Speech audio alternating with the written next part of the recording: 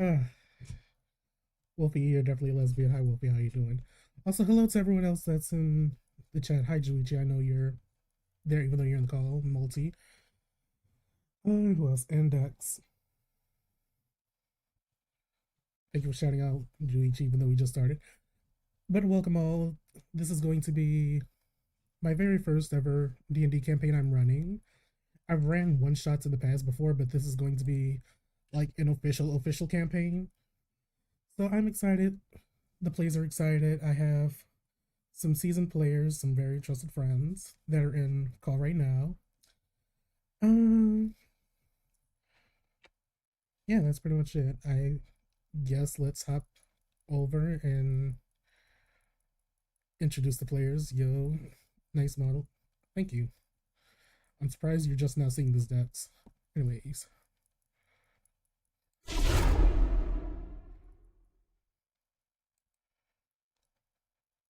all right, everyone's here. Yes, no, maybe so. Hello. Okay, I can hear decks. Hello. Good evening, everyone. Can't believe people are alive.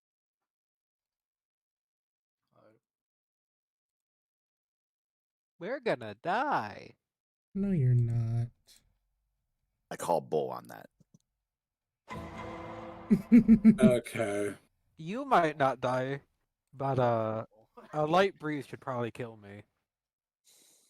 But how's Sorry, everyone doing? How's everyone in the call and everyone in chat? I'm alive Very good, thank you. and going to bite you for giving me a shout out, but that comes later. Look, it's Wolfie. He's gonna shout out anyone he can. Oh, Wolfie did it. Okay, then I'm gonna bite Wolfie, not you. We are not biting anyone here. This is not. I'm going to stop myself right there. Good job. You should pay attention to who you're Oh, friends with. Yeah, I I was realized that. I was gonna do it on Wolfie's stream. Don't worry. Next time Wolfie streams. No, I don't owe you a tax, Wolfie. Dex, you owe me that you're non-tax. Interesting. You took one last stream. I had. But this campaign's title will be called Shadows of the Infernal Throne. If that's not already obvious as fuck, then I don't know what else is. But let's introduce the players. So everyone in order, just introduce your character, who you're playing, and the race, but not the class. I have something prepared for that later on. All right, we can definitely do that. Who wants to go first? I mean, do we want to go from left to right on Jay's little stream thing? I mean, if y'all want. If so, then Zarius would be first.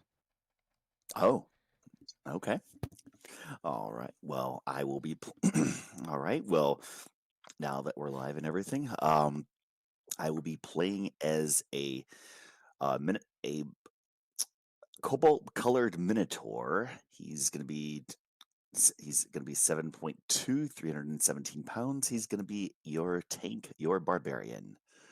He Fun. said You not to weren't say. supposed to reveal the class Good yet. You weren't job. supposed to say Oh class. no! Ah! It's fine. It's fine. Give them Okay. a tease. Stop. I mean, Move if- on. Never mind. Okay, If you I wanna- literally am playing my intelligence. Yeah. I literally played my intelligence. All right. I literally did the exact opposite of what I was not supposed to do. All right. It's fine. It's fine. I can still work with this. Wow. All right. Anyways, I'll be playing as a blue minotaur, and that's But anyways, next. That would be me. I'm going to be playing a race that I made, called a Grimwolf. It's essentially like it's a wolf humanoid. First off, but they typically have dark gray and black fur colors.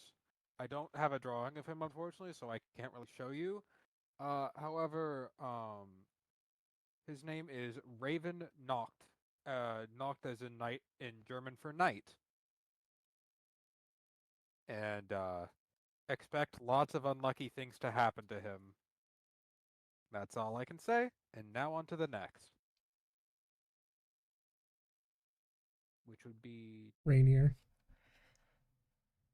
Donovan Landry. Hey, the Landry Hey fam. Hey, it's a pleasure to meet you. A changeling, though, oh, you will mostly see me in any different faces. But that's not important. What is important is that I hope you are ready for a show.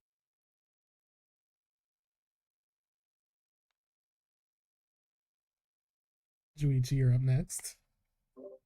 Yes, that would be my turn now. So the character that I will be playing is a bearkin, basically the D&D equivalent of an actual anthropomorphic bear, named Alistor Blackclaw. I'm not going to reveal too many details about what his abilities are or what his class is. Say that he has a strange fascination with the heavens. Ever since he was a cub, he had tended to look towards the stars. He's also, I'm pretty sure, going to be the oldest by age in this campaign because I do tend to play older father type characters. All right, Zaki, you can introduce yourself and your character. Yeah, hi, I'm playing Kazul Ralder, a Leonin, and he's a big gentle giant type, trying to make friends and all that.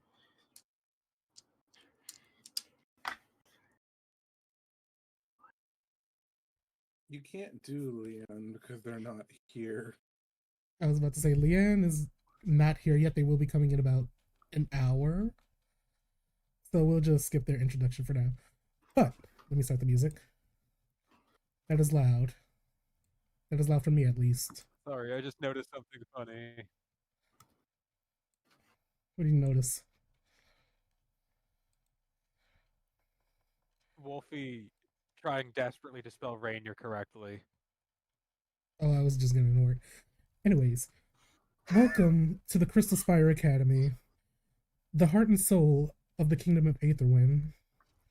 Here is where the most prestigious students, the best scholars, the best sorcerers, the best fighters are all cultivated. It doesn't take a short period of time, it takes many years. You all. How do I want to start this? This is literally my first time. You all enter the campus grounds of Crystal Spire. You notice a large number of students that look lost and confused, and y'all could place yourselves anywhere on this board. It doesn't matter.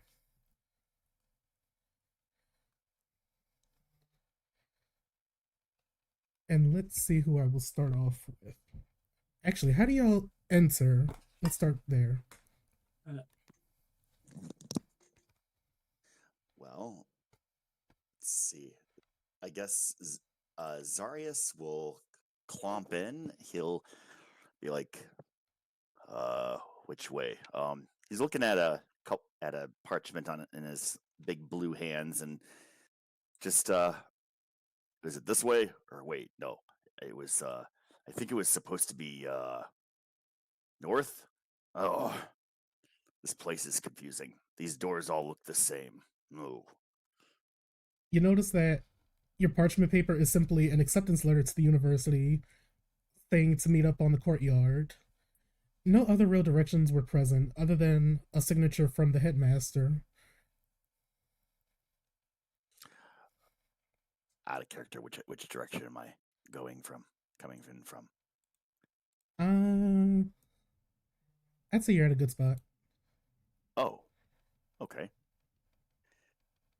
Yeah, as I kind of clump up to the fountain. I'm just scratching my head.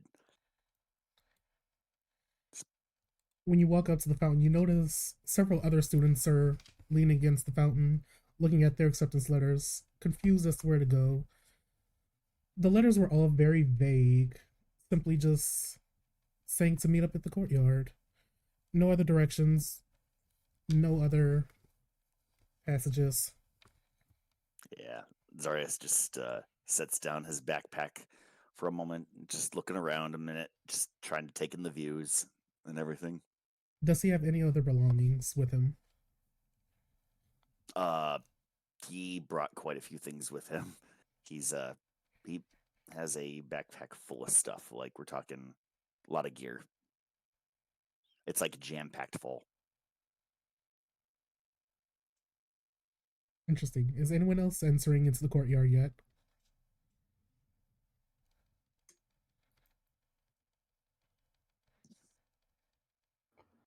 Moo. Zarius D20 looks is around. currently hating Sorry. me, Moo. so So bad time. I actually don't know how to create a token. It's alright, I got you So covered. it's hey, so it's actually you're very. further than me. Sorry. I, Go ahead. I Sorry. can't even see the map. You can't? Are you on Roll20? It's not letting me view the map. Did you log into Roll20? Yes. Hmm. You're not You're on logged the in. campaign, like- right? Did you click on the I campaign? am logged in. Right. I clicked on the campaign. Okay. I hit launch game, Mm-hmm. It's showing you as and inactive. then it just decides. Try to reload it.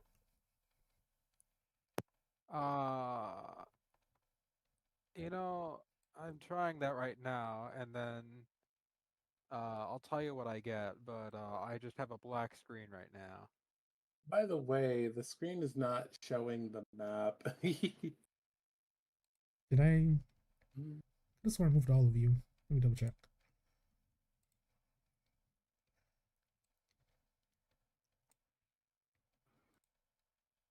Yeah, all of you should be on the campus court or court, whatever.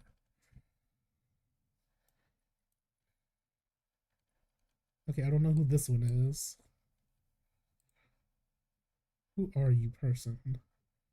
Okay, that's Rainier's character.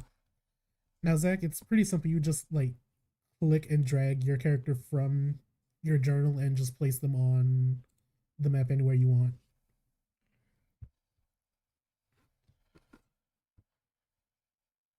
That being said, I guess since I put mines on, I'll just do those. Is in terms of appearing, they didn't just walk in. They've actually been here quite a while, or have they? Nobody really knows. All they see is that a person, and if they believe so, on top of one of the little resting area as roofs, standing on one foot, it's looking around out and seeing the many faces that walk in. At some one point, you see the face of a young woman with brown hair with a small all streak of silver on one side.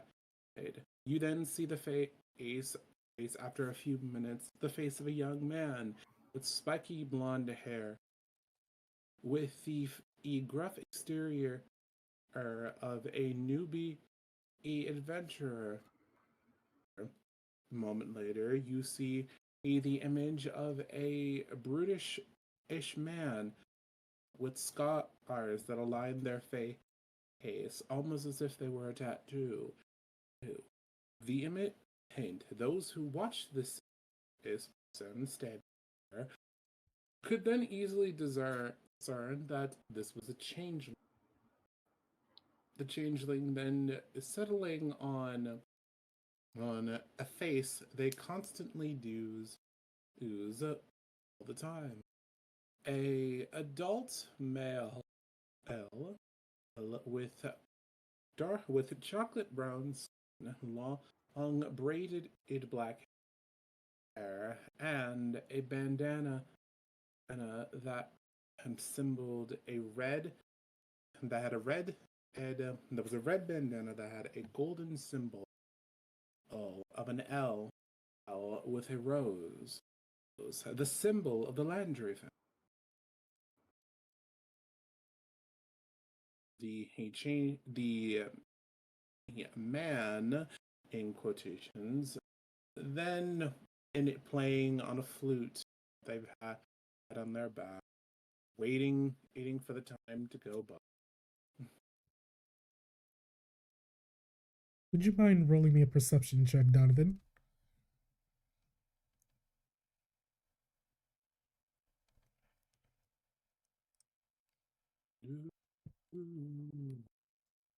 Why is I had that at all pulled out? Where is it?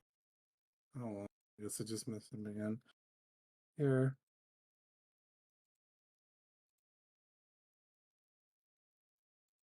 That's a 13. As you're constantly shifting forms, you notice the feeling of several eyes focusing on you. Not of disgust, but rather of confusion.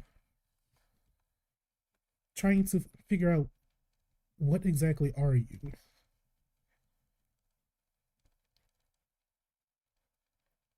How A would you feeling, respond? a feeling that Donovan and was very much familiar with. He simply pulled out his flute and just played it loud enough for the whole corridor to hear. One that could soothe the anxieties of those around, and simply wishing for there to be some semblance of peace in this silence-filled corridor. Give me a performance check then. That is a 23. How would you like to do this performance? What song do you play is a better question. Let's see.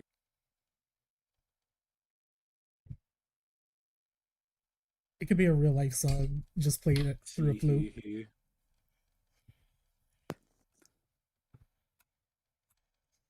Oh, I know. I feel like I know what song it's gonna be. What do you mean? Go ahead. Here is what it is. Instrumental version of a Galdive song. That song on being Sway. As you start to perform, you notice the crowd of confused, wandering eyes seems to gather around you. And with the 23, you perform so well that all these new incoming students to Crystal Spire start throwing you pocket change, clapping, honestly cheering almost as if you'd put on your own concert out of thin air. What is everyone else doing in this instance? I mean, I finally got it working, so if no one else wants to go, I can. If I can figure out how to do this. Oh, there I am. Look, I have a little thingamajig. I don't know what these do. Sorry, it's like my first time using Roll20. Mm. Anyways, Raven walks forward slowly, and then, seemingly after he gets off the steps, trips on nothing. Trips on nothing. And, yep, and drops everything he had in his hands. And promptly gets up and goes to pick them up, and then continues walking, and then sees some trees and goes to check him out because he mainly loves herbs, especially poisonous ones. No reason.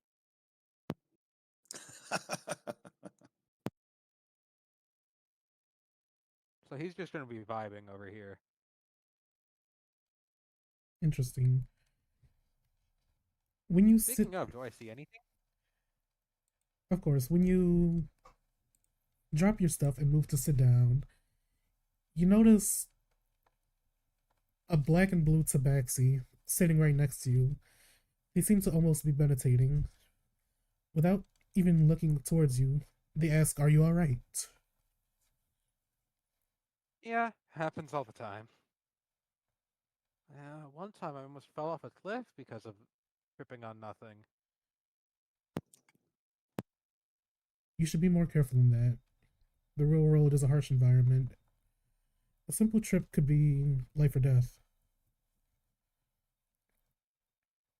If you'd like to know the amount of times I've almost died from tripping, I'd need to say a number probably higher than you'd like to hear. So, I know that. Trust me, he says with a smile still on his face. You're a funny guy. I'm gonna ignore Oh, the YouTube ad. but I was Mm. telling the truth. The truth you say. Interesting. The name's Onyx. You are? Raven. Truth is often stranger than fiction. Interesting. I'm guessing your acceptance letter just said to meet at the courtyard, right? Yeah, I assume everyone else said the same thing. I wonder if this is some sort of tradition they do with all the incoming freshmen. Maybe, maybe not. At least there's a tree to hide if something bad happens. I doubt they'll do something bad to all of us. Who knows? Well, I best go get my stuff ready. I'll see you in the meantime. Yep. See ya. He gets up from his Indian style sitting meditation position and simply walks off. Alistair, Kazu, what are y'all doing? An interesting guy. As Juichi kidnaps me in chat. Yeah. Well, I suppose since everyone is entering, they will just see a white hooded figure entering into the courtyard, holding a book that has no title on the cover, but seems very, very old. In the other hand of this hooded figure is an acceptance letter, which he seems to be reading as well as checking the book for something else, and muttering to himself. Oh, I suppose that this is the way that they do things nowadays. It's been far too long since I've been inside one of these academies.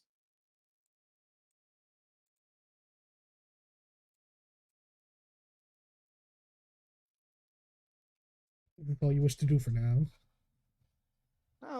He will continue walking up until he comes next to the blue bull, and without the bull seeing him, he will just eye him up and down and say, "Don't see that shade in nature very often."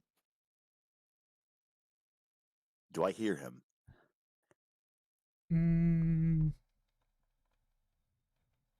Are you doing this stealthily, Alistair? Well, I did say that he was muttering to himself, so yes. I guess roll me a stealth check versus a not performance, perception check. All right. 14 stealth.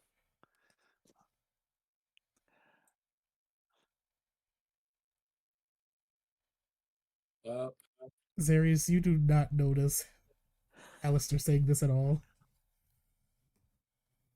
Moo? Did I hear something? Oh, must have been just the wind. Can I roll to hear? Since I probably would be able to with my character's hearing.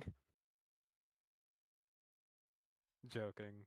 I'll say no for now, considering it was a whisper and you're out of earshot of a whisper. I mean, sensitive ears. But aside yeah. from that, he will just pocket his letter and go back to the book because he really seems to be trying to find something that's scribbled in there. Interesting. Kazel, what are you doing?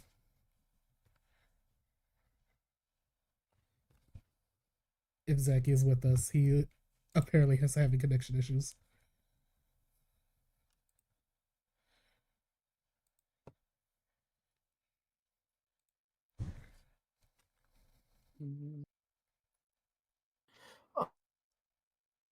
Jay, did you drown? A tiny bit. Do I have a Yes, I drink water. Good. I could put your token on there for you. I'm unsure if, well, you should be able to control it. If he just drags it, he should be able to do it. Yeah. Are you able to click and drag him onto the map?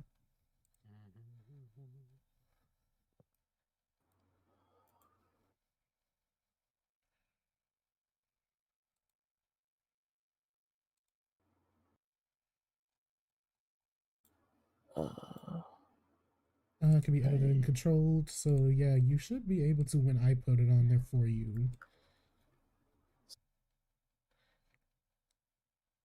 You see your token on there?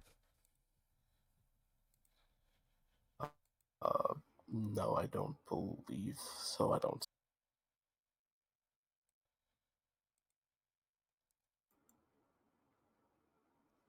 Look at the bottom part of the map.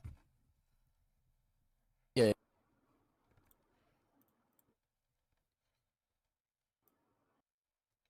Are you able to click and drag on that and move him around?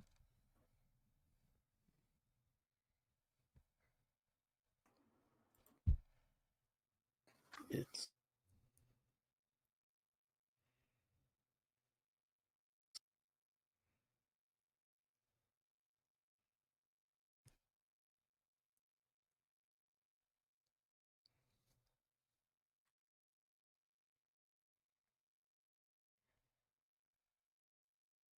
I mean, we could fix it for later. Later. What are you doing upon entering the university's grounds?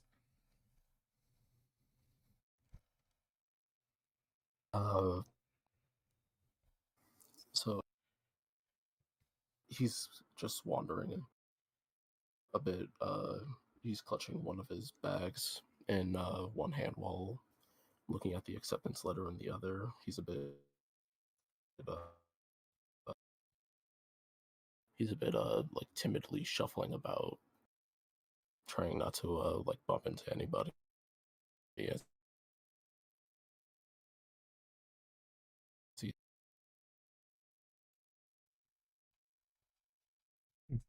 All right. Does anyone else want to do I anything? do something.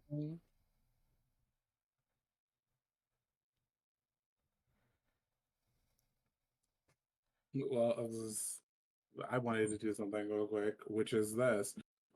As the performance of the song nears its end, and Donovan takes a moment to look down at an interesting group of people. Seeing that everyone around him had thrown money, and he takes a moment to take a bow on top of the little building, and then and signals everyone to who pick up their change, as he did not believe they were needed.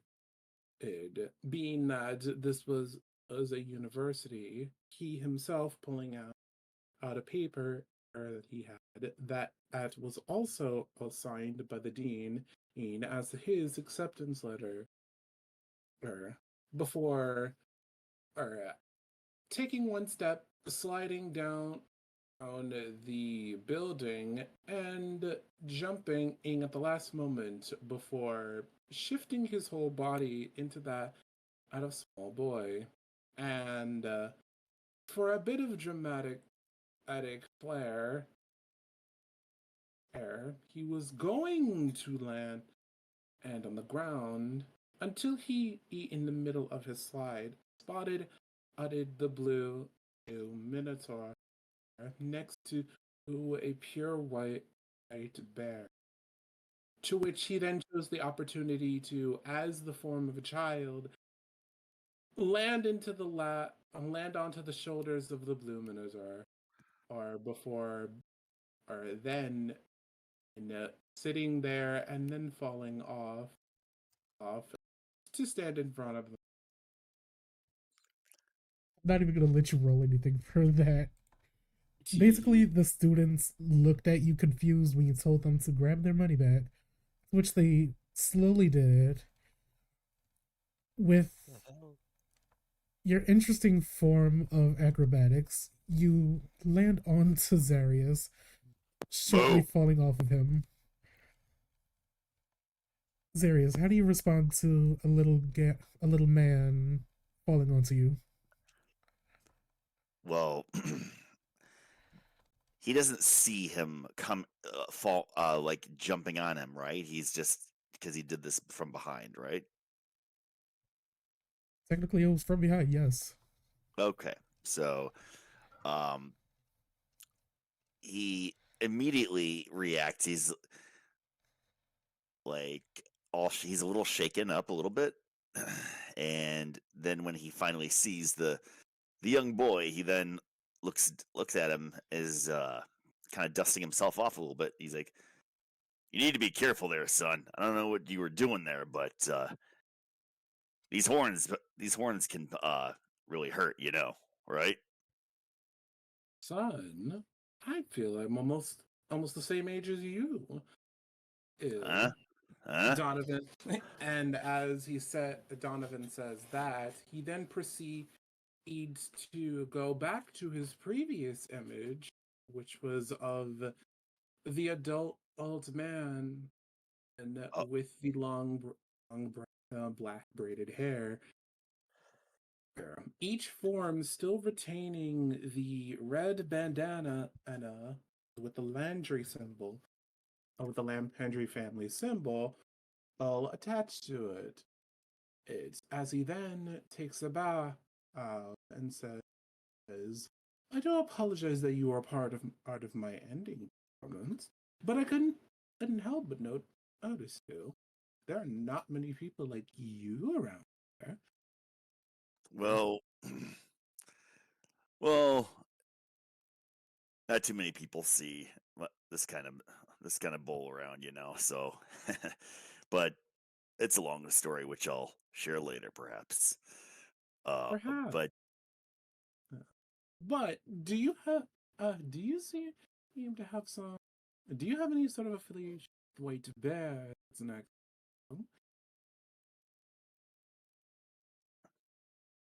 could you repeat that? I couldn't hear you. Said I said, well, seeing you is enough. But question, do you have any affiliations with the White Bear next to you? This is the first so Zarius then turns and he sees the white hooded bear, and he says, "No, this is the first time I've been here, so I'm I've never seen any. I don't know anybody here. So, by the way, I, the letter only said for us to meet at the fountain. You don't know by any chance anything more about that, do you?" Last I checked, no. I'd been here for a little bit. Hmm. I've been seeing people coming and going. The Hmm. shifting of faces is always such a wonderful thing. And, you know, you never know when you may see somebody who could possibly find a liking to you, both in shape and image. To which, when he says that, he then immediately, not going into the same height as you, but turns into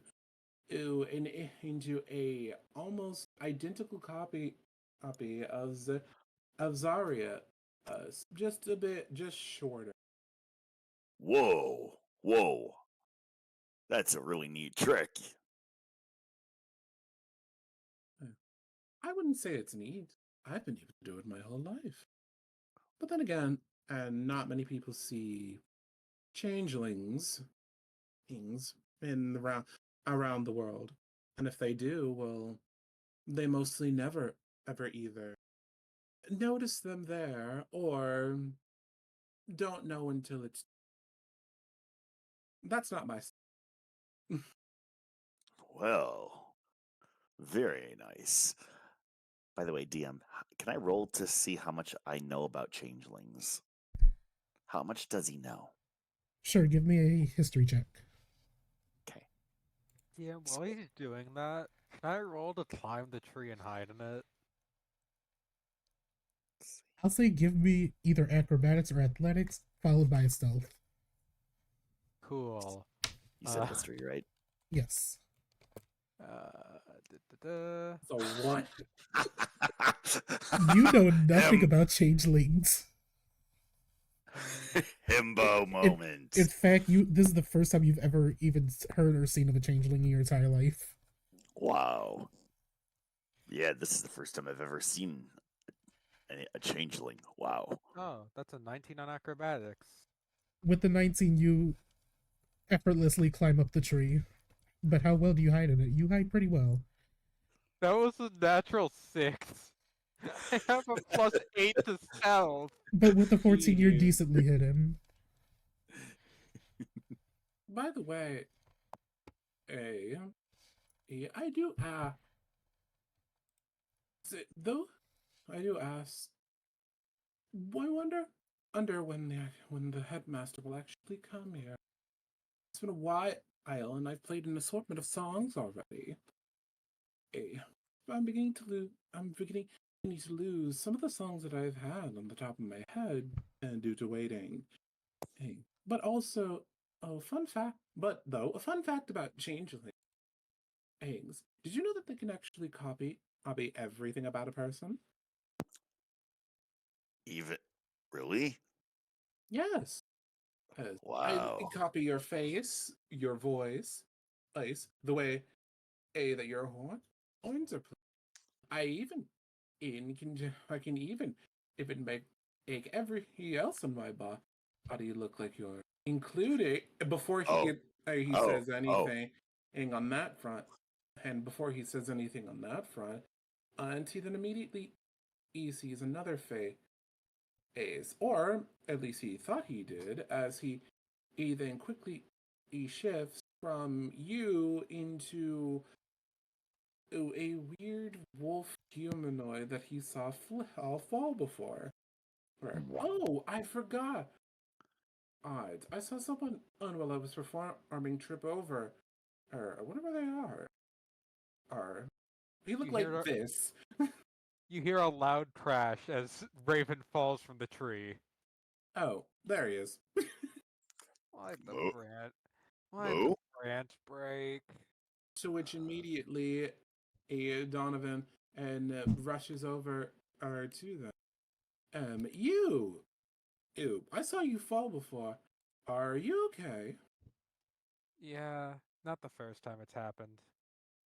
If I was keeping track, this would probably be 273rd time I've fallen, and the I'm very skilled at hitting the 81st curb. time I've fallen from a tree. Literally. But you don't look like you have two legs. Tripping is not exactly something that people like you do. At least of at least what I remember. Of those who I've met have canine like features. Because you guys aren't exactly the type to fall all on your face almost ever. Well, unluckiness runs in the family. While this conversation is going on, large gusts of wind begin to fill the courtyard. As above head, a shadowy figure appears. I would like everyone to give me a perception check. So my passive perception might actually be higher than whatever I roll on this perception check. Let me just And let me just check what my passive perception is real quick. My passive perception's 20. How the hell is it 20? Wait. Did you just put everything into perception? No, so it's naturally 15, but observant feat. Oh. So, yeah, my natural, my passive perception is higher than my rolled perception. it's So, perception, not persuasion. oh, I rolled the wrong one. Still, I think it's the same result. Let me just check. Yeah, that's a 6 right there. I think it's Okay. because Here's perception instead. Yeah, no, literally same result. Literally same result. So, should I just use my passive perception for that? You know what? Sure. Okay, And so then that's Zaki, do I need to roll perception for you? Yeah, that's a I 20. rolled a dirty 20 on that one. I'll just roll for Zach. Oh. With a 14, a dirty 20, and a passive perception of 20, did... Okay. everyone except Zarius and Donovan easily notice a certain figure in the sky.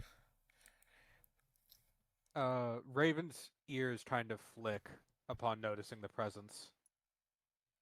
Y'all notice Seems a someone's pristine arrived. tiefling, all dark charcoal black in color, with blue hair and blue markings, wings that span just as long as his arms.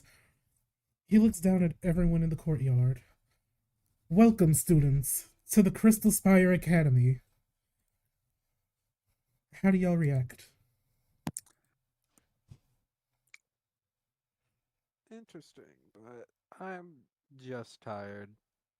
So Raven kind of just lets out a yawn as it's as he has not slept in a decent amount of time, as he is used to just staying up all night and maybe getting a couple hours of sleep in the morning. Just maybe.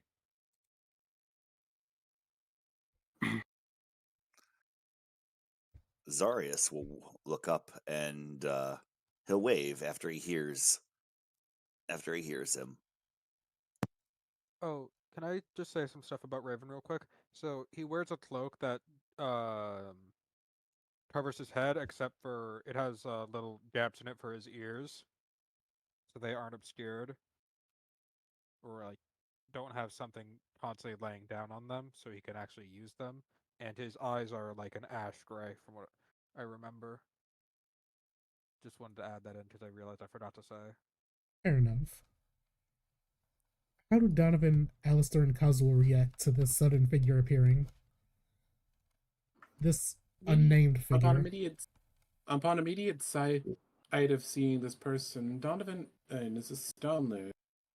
His face is shifting into that person's face, is not even out of his own thought, but out of his but out of just pure surprise.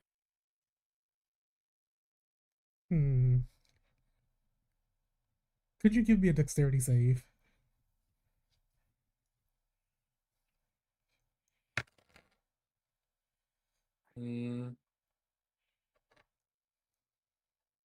No. Interesting. Upon turning into this mysterious man, his eyes shift towards you, an icy piercing gaze. He then throws a snowball directly at your face, and with a smile, he says, I kindly ask that you don't change into me.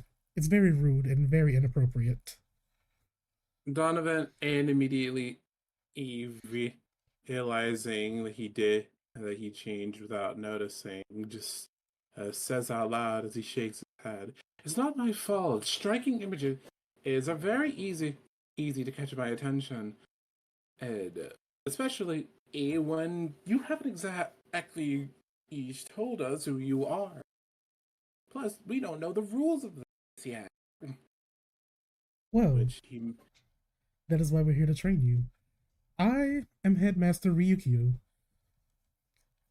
Welcome to the Crystal Spire Academy. Here, you will learn how to control your magic, how to fight like true warriors, anything and everything you wish to learn if you ever want to make it to the pinnacle of your craft, to become one of the heads of the coven in Aetherwin. You see, I, myself, am one of the coven heads, the Coven of Sorcerers. So if you want my position, you best learn quickly. Now, everyone please look at your acceptance letters. As every student begins to pull out their acceptance letter, Headmaster Rikyu waves his hand, and all of your letters shift, the words disappearing and turning into what seems like a map of the university. That's Whoa. handy. Seems I won't have to memorize the layout. You see, all of you are incoming freshmen coming from lands far and wide, and you've most likely heard of Crystal Spire and how prestigious we are. Within a week, classes will start, and tomorrow we'll begin the ceremony of where you choose which coven you join. Whether you want to be a rogue or a druid, either a barbarian or fighter, There is one rule, however. Once you pick, Mhm. you're stuck with them. However, you could always join a new coven and learn 2 things at once, although it could be difficult. But for now, follow the maps to get your dorm assignments. Rest up for tomorrow's events. And with that, Sleeping he at disappears night? in a flurry of snow. Sleeping at night? That's a first for me. Well, it's still in the middle of the day. He wants y'all to settle down in your dorms and get ready for tomorrow. So I don't have to sleep at night. Cool. Upon this entire exchange being finished, if anybody was looking at Alistair, they'll notice that his hood was blown off because of the wind, and they'll see that his fur on his head is much longer and styled to the side, along with one of his eyes being hidden by it, but the one that is able to be seen is crystalline silver in color. He also has a smirk on his face while he claps his book closed. Huh. Quite the grand entrance for the headmaster. Then again, I'm not surprised. Pardon me? You just see a random girl look at you and slowly back away. I'm so sorry. Your fur is beautiful though. Sorry. Ah. So, question: since Raven would have technically at first been facing away from the flurry, would his hood have stayed? Actually, wait, his ears would have ensured his hood stayed on. Never mind. Stupid question. Speaking of Raven, and Donovan then immediately looks at Raven, his face shifting from the headmaster back to his original that of the grown man with hair. So that's what you look like. Well, Mm, what one of your many looks like, I guess. You may know about it more in time. Who Wonder who knows? you Maybe got we it might from, be. Who or if knows? that's what Maybe. came out as first. Well, I could tell you as Donovan then proceeds to be overdramatic, the tragic, heart-inspiring, heartbreaking tale of mine past, the orphan changeling turned into prodigy of the Landry family. But that's a bit too much to say for one day. While he's going on about this, Raven's just walking away to the dorms. So for me, And trips on nothing again, but quickly gets back up, dusts off, and just heads to the dorms.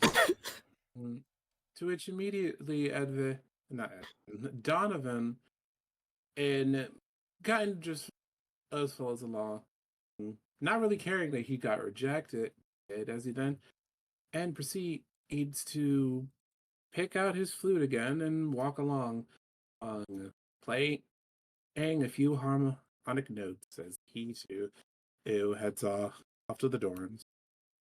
Raven will also just start flipping a dagger in his hands. For fun. You know, as you do. Just playing with a knife. Okay, those heading to their dorms, I want y'all to give me an investigation check. What is my passive investigation, I wonder? Because it's also I extremely swear to high. God. I think it's higher than my passive perception. You're rolling this one. So my passive investigation would be my where's my perception? So if my perception is that, oh no, it's actually lower. It's one lower, so it would have been a 19. Oh, anyways, that's a 21. I'm gonna go ahead and roll for Kazul. So I rolled higher than my passive investigation. By The 2. DC was very low. All of you passed it.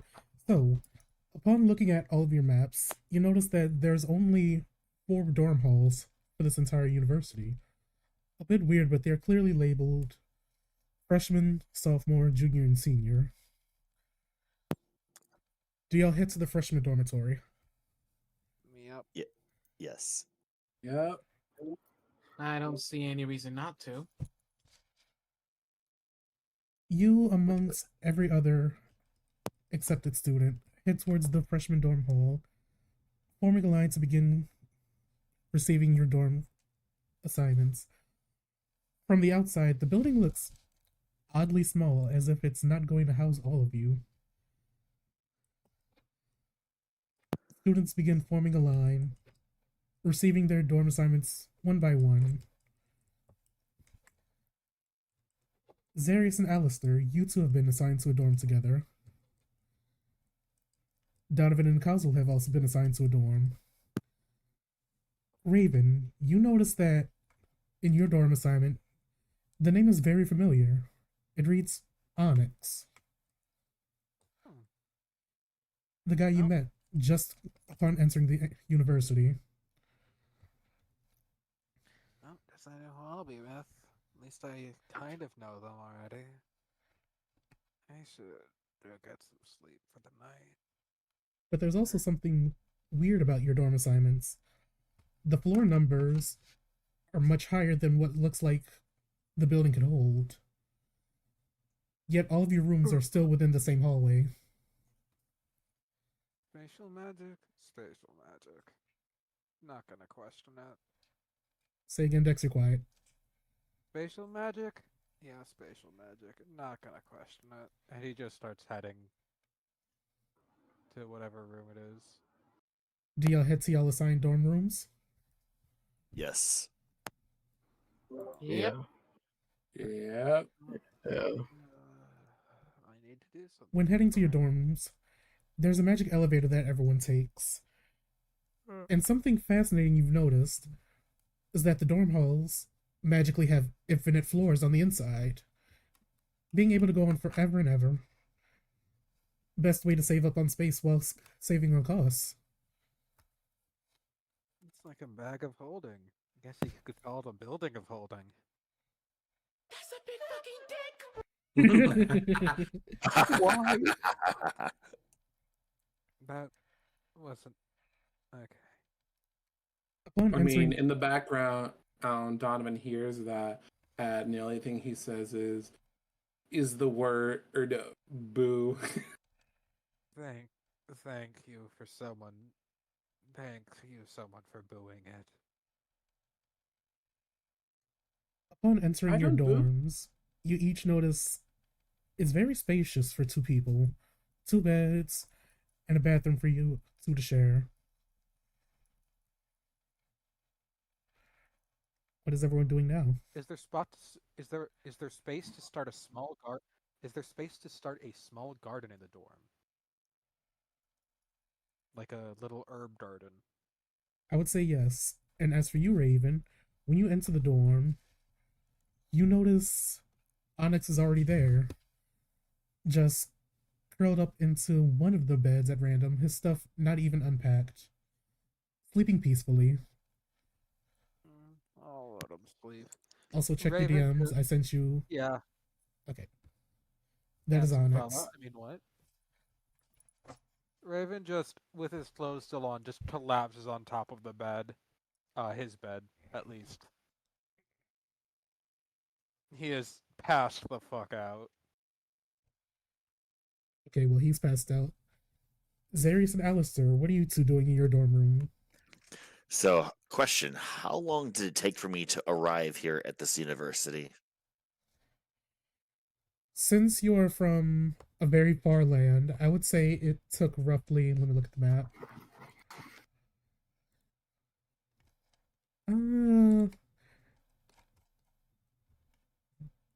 I'd say it would take roughly. Do you want to travel via air or sea? See. I would say it would take roughly 12 to 14 hours to get to the university. Okay, so then Zarius would probably be most likely a bit tired, but he didn't show it in the courtroom though. But the moment that he stepped into the dorm room, he kind of just exhales a bit. He's like, ah, finally. A nice nap should do in this case. Traveling by sea all that way just to get here. So with that, Zarius will go ahead and just slowly set down his backpack with a thud next to the bed, and he'll go ahead and lay on the bed, and he'll probably most likely take a nap.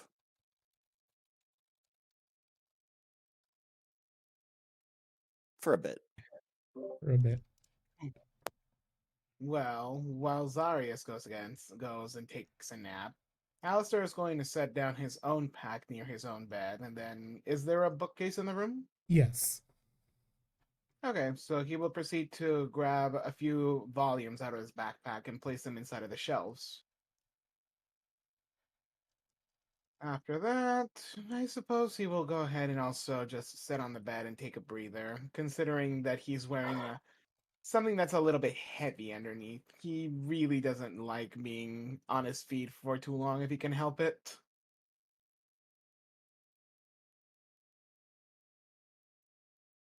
Although he still stares at Zarius because that blue color again. It does not compute in his brain.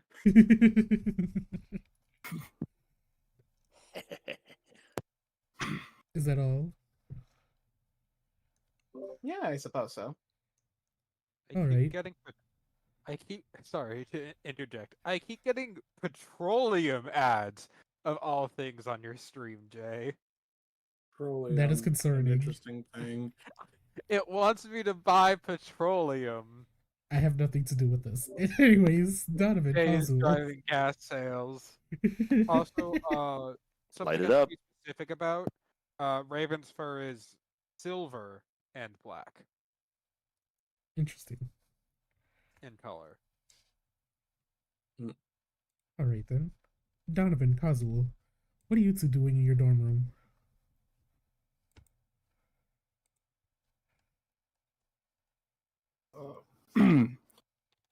Well, as he gets in, Cuzzle starts setting down all of his bags and stuff, just neatly placing it under his bed before sitting down. He looks over to Donovan and is like,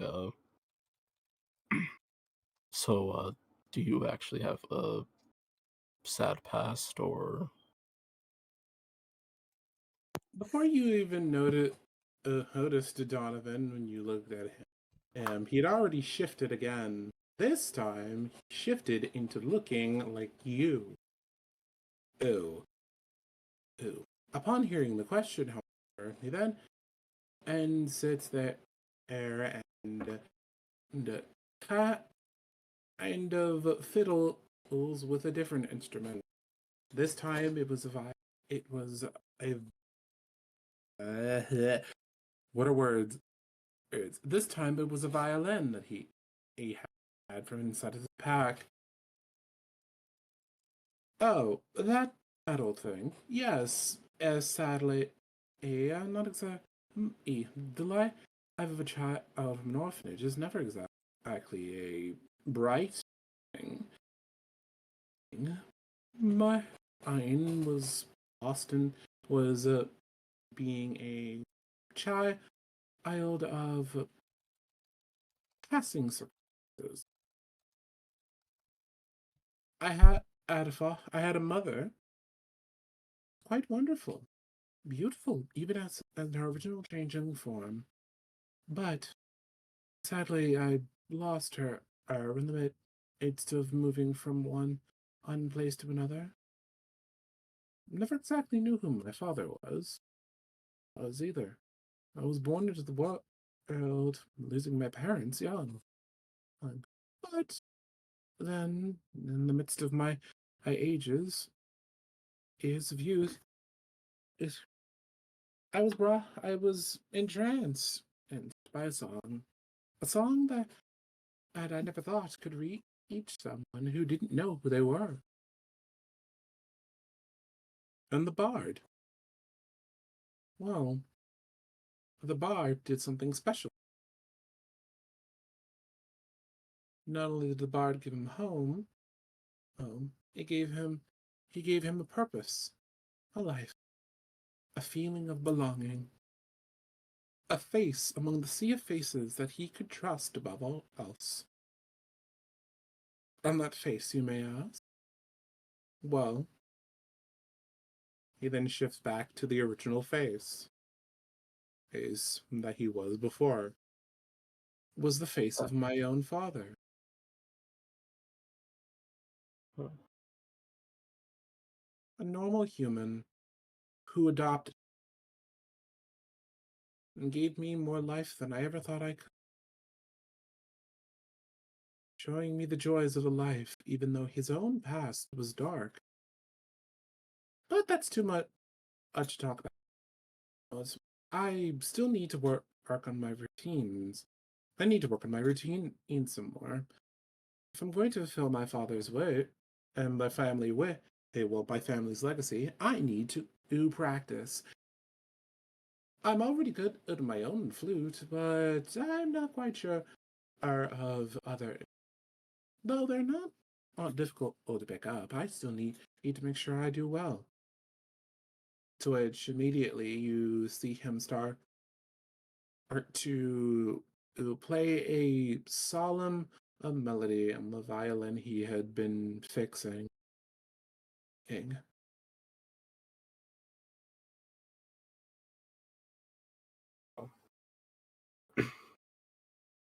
So, By the as way, hmm? oh, and before he also let you speak, he then said, "By the way, I take request."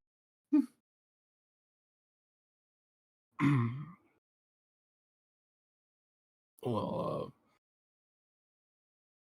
Kazuo just fidgets with his right hand a little bit, covering the marking that's on the back of it while rubbing it, and he just looks over and says, "Well, if it's not too much trouble, would you mind if I heard that song?" Go ahead. Whistle, hum, purr, howl. Music is a beautiful thing. No matter what hunt it may be from, melody is a magic.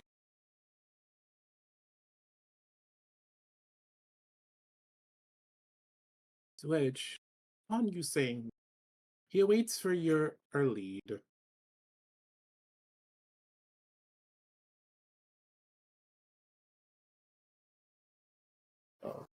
Sorry, say that again. And Cutting out a little. upon hearing you say, upon confirming, he awaits your lead. His instrument ready to harmonize.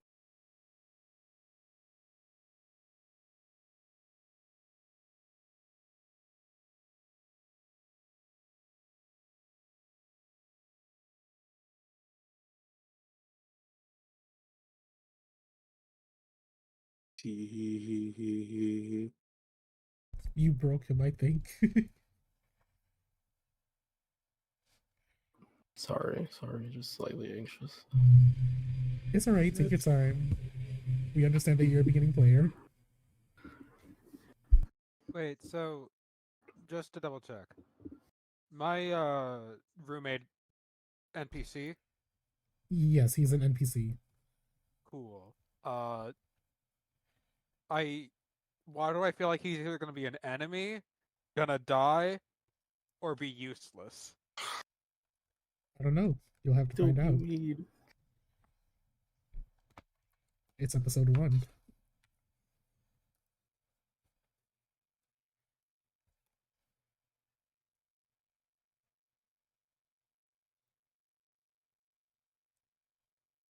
So I'm guessing everyone else is settling in for the rest of the day and just going to sleep. Yeah, Raven will probably wake up in like about 7 hours 37 minutes. Very odd, very odd numbers with him. You'll get used to it. All right then. While everyone is asleep, the time reaches about 9 p.m. at night. Everyone hears an extremely loud scream coming from a woman down the hall. God damn it.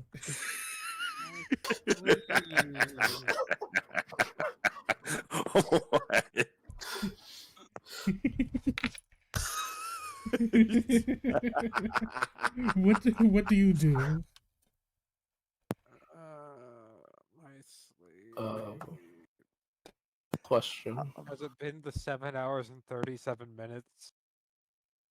I'd say yeah, considering it's 9 o'clock at night. Oh, then yeah, no, he's up in tip-top shape. Do y'all Like, go to he explore the is screen? he is awake.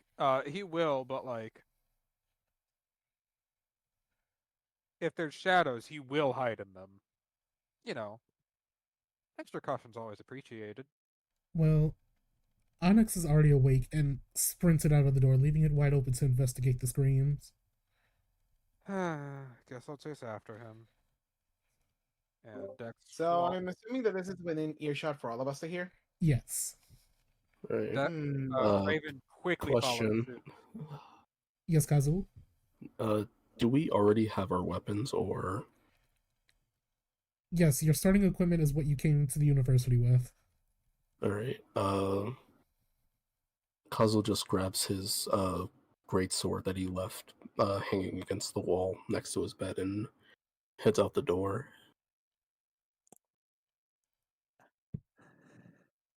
And noticing the disharmony from the screaming, Donovan immediately rushes out as well. Whip already in hand, and as he himself just sit the chair and see what's causing this noise.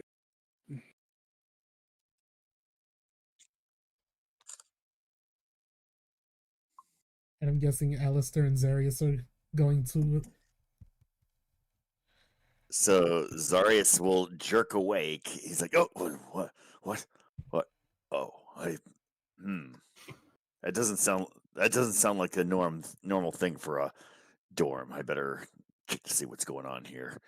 Zarius will quickly get up, stand up, he'll shake himself a little bit, and pick up his backpack, and he does see Alistor, and he's like, "Oh, hi. Sorry, I didn't. Guess I guess he must have got here before after me, but I'm gonna check out what's going on over there." Not I'll con- without me, you're not. oh, That does oh, not sound safe.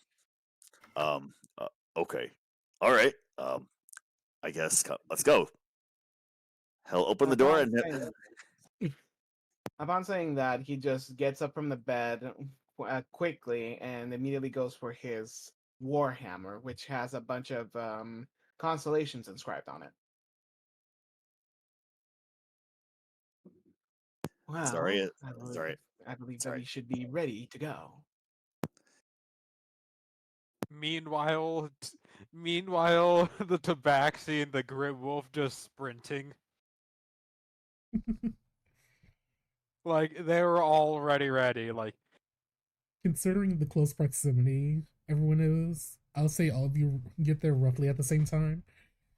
You all peek into an open dorm room, seeing two young elves on the bed holding each other, screaming. They look at you and say, kill it, quickly!" What? As the party sees Whoa! two rats running around the room. For a minute, for a minute, I thought the yelling was from those two. Like, well, you know. no, they don't. They don't have. Elven Yeah. technology could probably make one now that I think about it. Or Dwarven. Actually, now I hate thinking about it even more. Why did you think about it? Why? Why did I even think of it in the first place? That being said, the moment Donovan noticed what was going on and saw all the two rat running around, immediately, Donovan just is whirls his whip away and just says, "This is what you scream and huh? How I big Don't are the guess judge rats? us, just please get the rat already. How big are the rats? Is is there a broom nearby?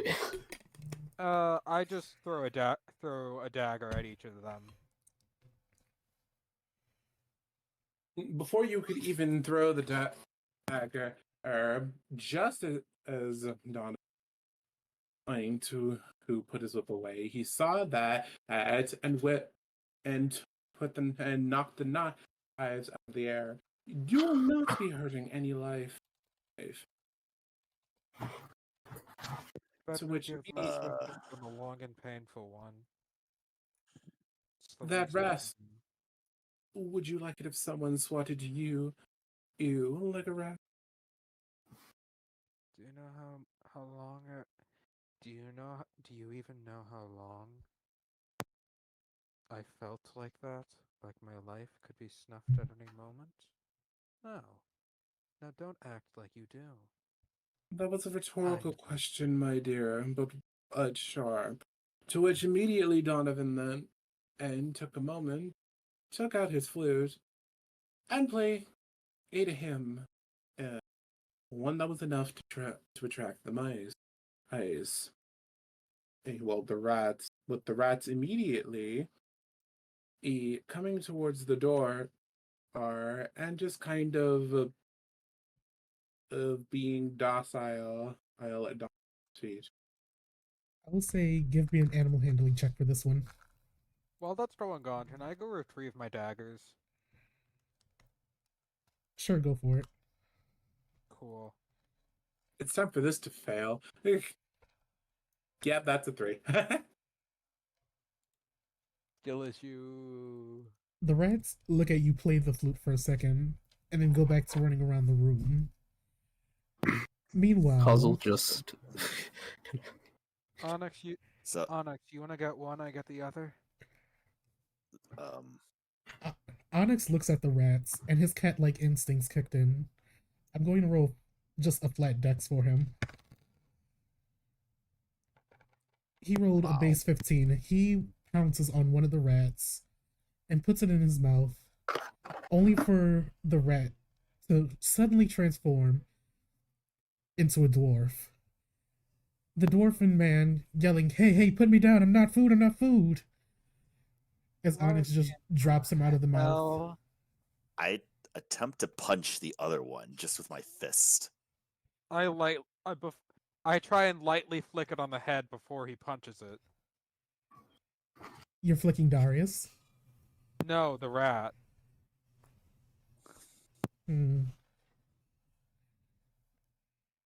How are you exactly flicking a moving rat? Quickly. Alright. I'd say both of you give me dexterity checks Okay. to see how swiftly Flat y'all are able to hit dexterity? it. Yes. Dexterity. Wow. Dexterity, you say? Interesting. Flat dexterity check, you said? Yes. That's a I only 12. rolled an 8. This is depressing. Teehee. Well, that's All right, 12 of mine. let's see how quick the bull is. Before Zarius attempts to punch it, he feels a tap on his shoulder from Alistair. Oh, that's an extra 20. Wait, that was a save. Moo!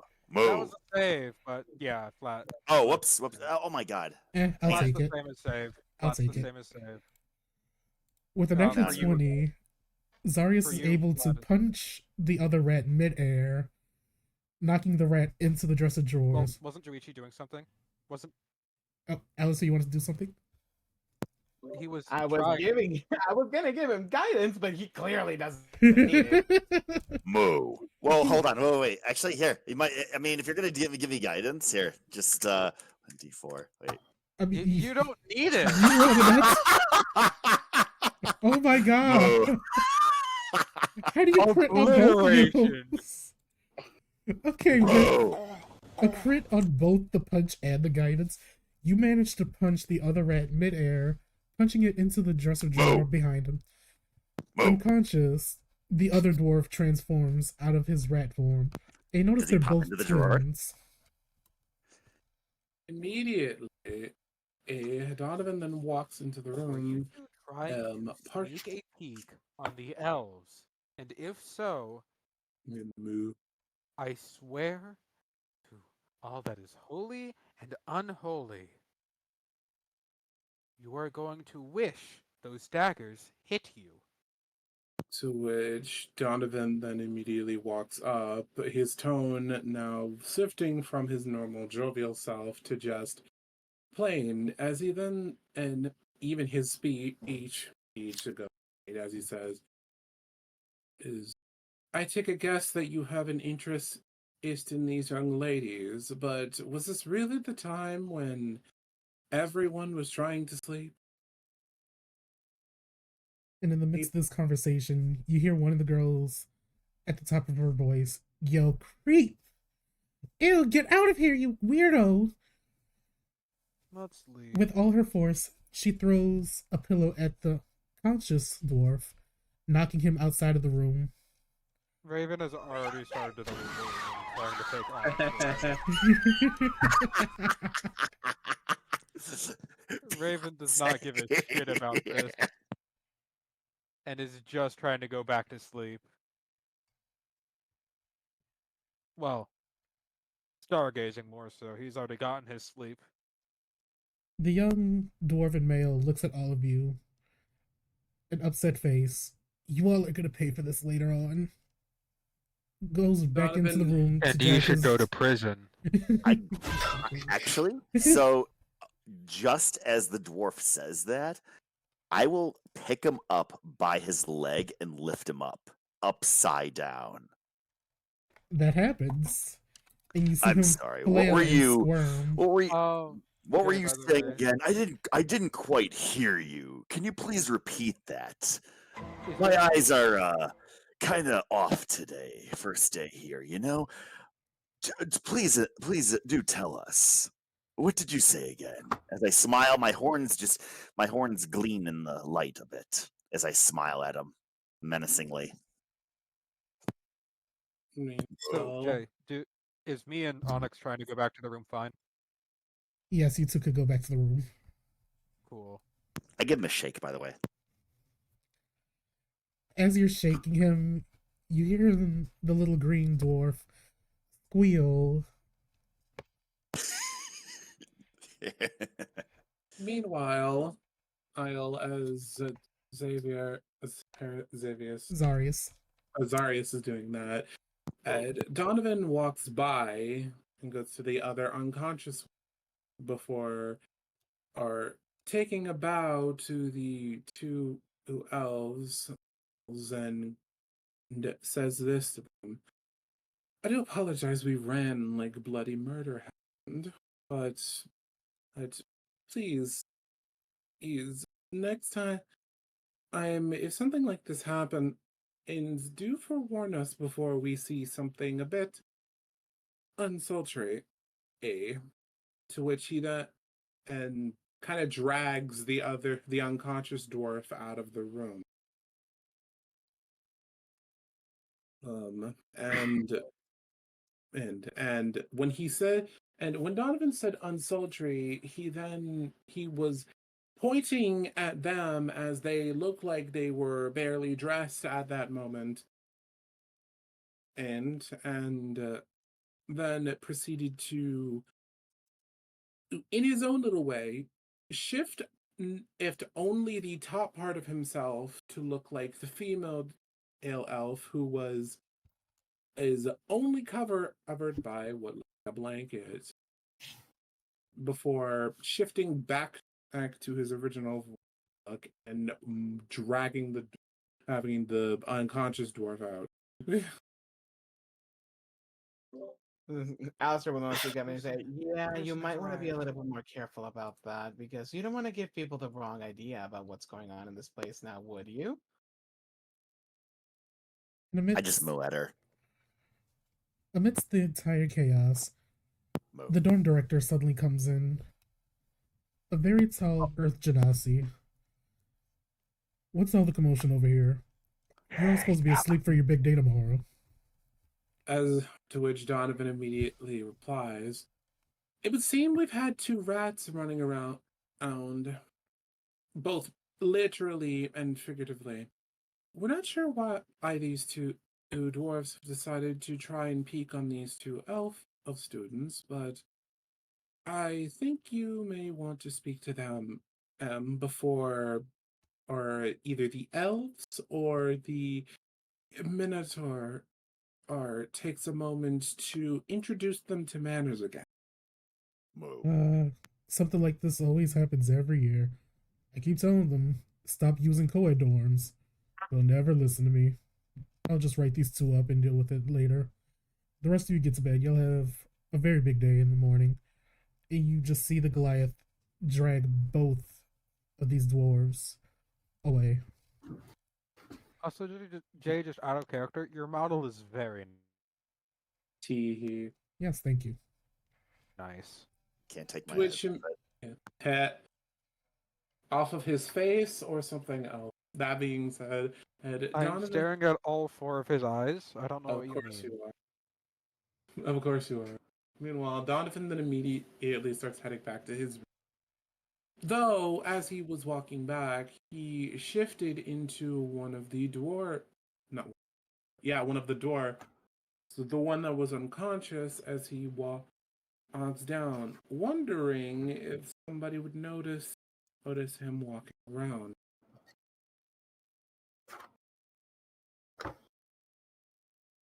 And yes, that does include Donovan being the exact same height as that dwarf, by the way.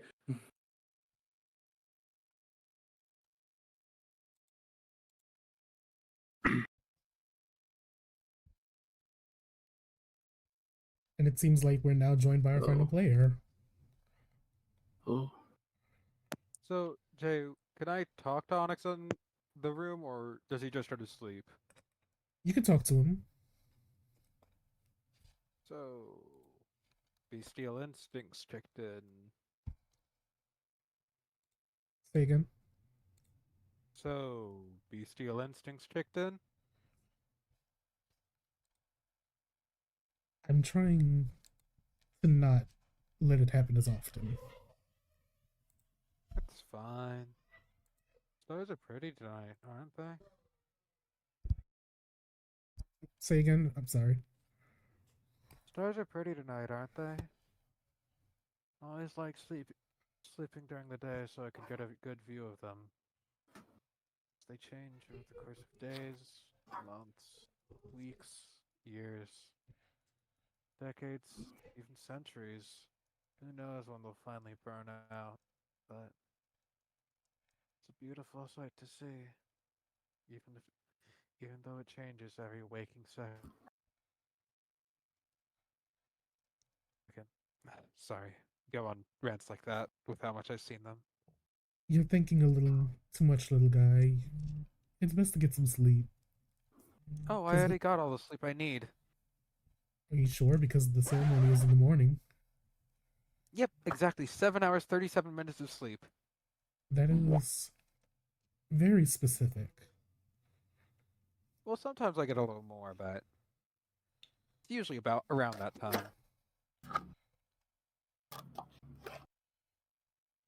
Interesting. If I get tired again, I'll just go pass out on my bed, so don't worry about it too much. Are you going to trip on the way back? No, surprisingly, he doesn't trip. Onyx is asking you this in character. Oh, um, oh, we'll find out. Uh, if I do, it'll probably be flat on my face again.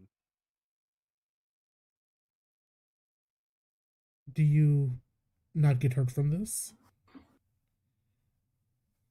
You get desensitized to it after it happens to you over 100 times.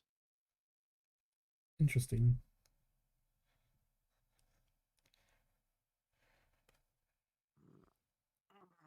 And I'm assuming everyone else is going back to their dorm rooms to sleep. Anything interesting happen to you every day? I can name. It's easier to name days I haven't tripped than days I have. As you're naming the days of which you tripped, roll me a perception check. Can I just use my natural perception? I want you to roll this one. Is it hearing or smell based? I will say it is hearing. Okay, so then does that do anything with lupine sense? I'll say yes. Okay, so then advantage. Go for it.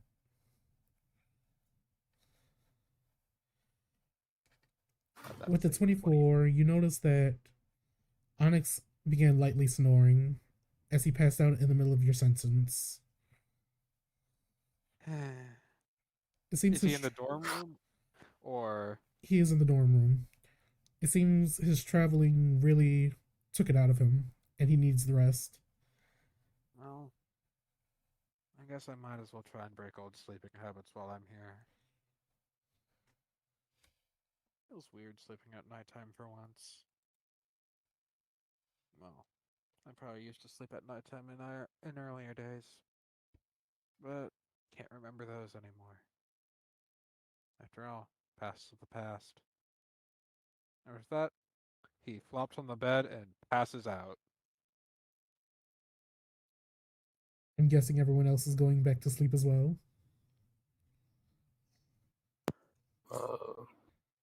Zarius will slowly head back alongside Alistar, but he then says, "By the way, I felt a tap on my shoulder there. What was that? That was amazing. I felt like I could do way beyond what I could do." All in due time, my companion. I'm not going to reveal all my cards out of the gate, but I will say you will be thanking the stars quite often with me in your company. Oh, you play cards? You want to play cards after I nap? I suppose a game of cards wouldn't hurt before we hit the hay. Why not? It's time to duel.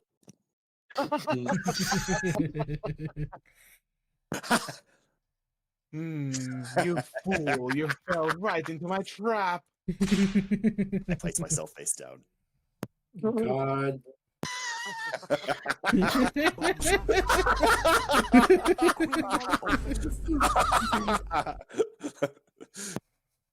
You know what? Since he made the joke, you know what? I go give him that manoy me noy noy. Oh.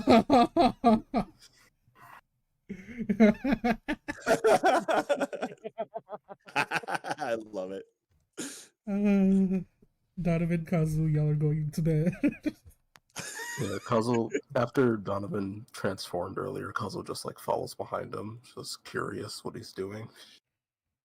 To which Donovan, walking back to the dorm, after realizing that no one seemed to notice the face of the dwarf, or everyone already still be asleep. As they get into the room, the rare sight, a rare thing happens. Donovan transforms from the dwarf into what he actually looked,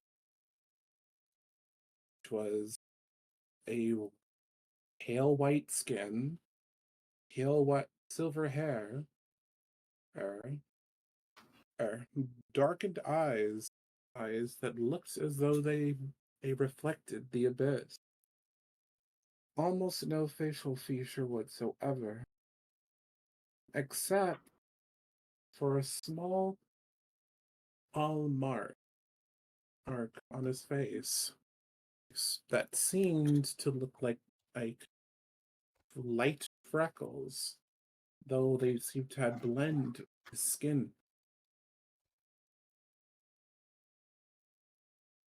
He was sitting on his bed, partially wondering about why exactly the situation that occurred.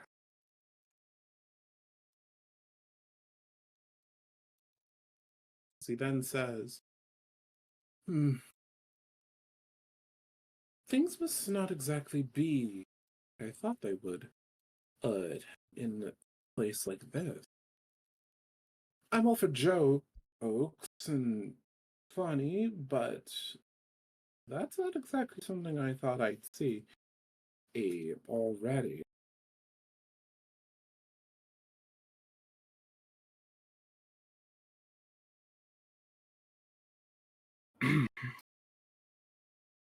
Kazuo So just sits down next to. Well, Kazuo just sits down on his bed, looking a little agitated as he taps his foot on the floor. Just like, ugh, pests and perverts. not exact. It's not exactly uncommon. And there are many people who, as a matter of fact, my father has also dealt with people like this as well. For some reason, in those types are just everywhere. Yeah. Back in my village, people who used to be like that would get quickly hit on the broom or hit on the head with a broom. Very hard.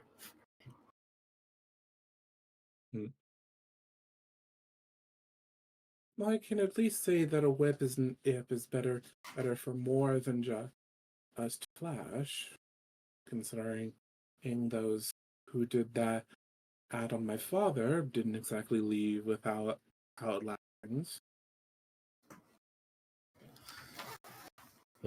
Justly. And he just sets his greatsword back against the wall before laying down. Which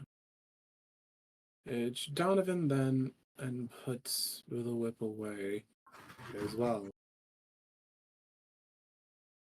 His true face,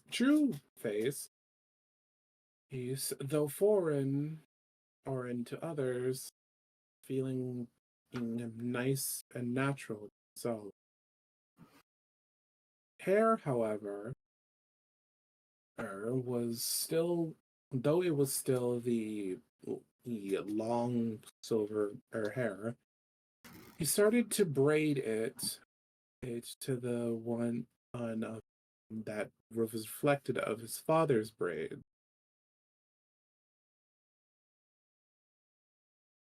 Or at least he made one of them like his father's braid.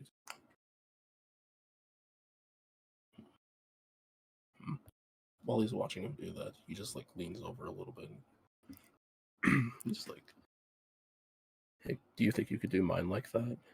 I've never got to do anything with my main before." Never exactly tried a lion iron hair. My father has very long hair for a human, so I guess I could try. Yours doesn't seem and seems almost about the same length. To which Donovan, and almost like he was braiding his father's hair, started to braid his. Taking the green fur, the green mane fur, and just weaving it was natural.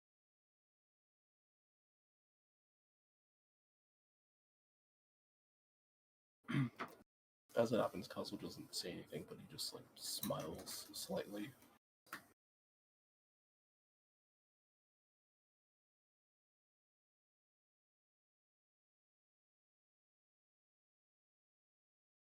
You know, usually my father would be singing a melody as I did this.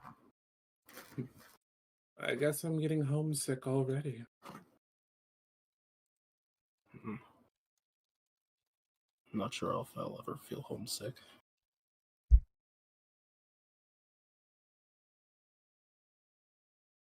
My other felt the same way, but for a different reason, probably. I myself, being that I didn't have a home until I met him, I guess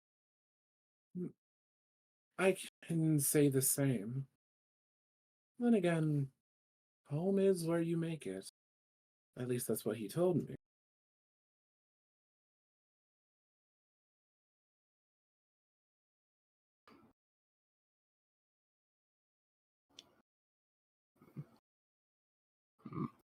He just thinks on it for a little bit and says, "Yeah, that sounds pretty nice, actually."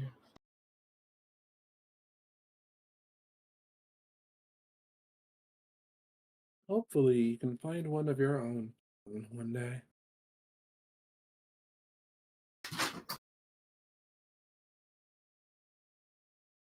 Which, which he then proceeds to start whistling.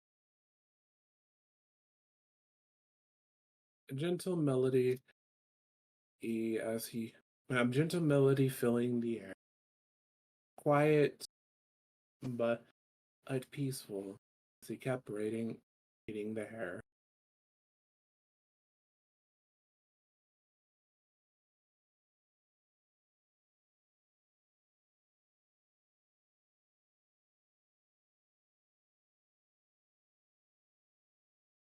As for what the song is by, the song is haha Fire Emblem for Sakura and Elise. It has no word, just an instrument.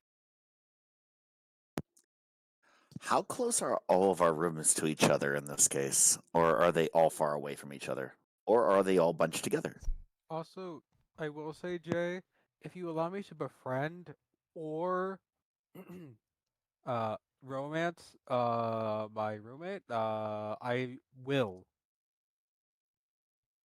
try. This bull Well, just it likes to have depends on how fun. well you do. As for your questions, Arius, there's y'all rooms are fairly close with like at least one room of space between each other. Ah, nice. So with that, if did I hear any of the music that was being played then, if that's the case? Depends on how loud Donovan is playing it. How loud are you? You'd say it was quiet, only loud enough the people in the rooms to hear. Well, let's say you could faintly hear it.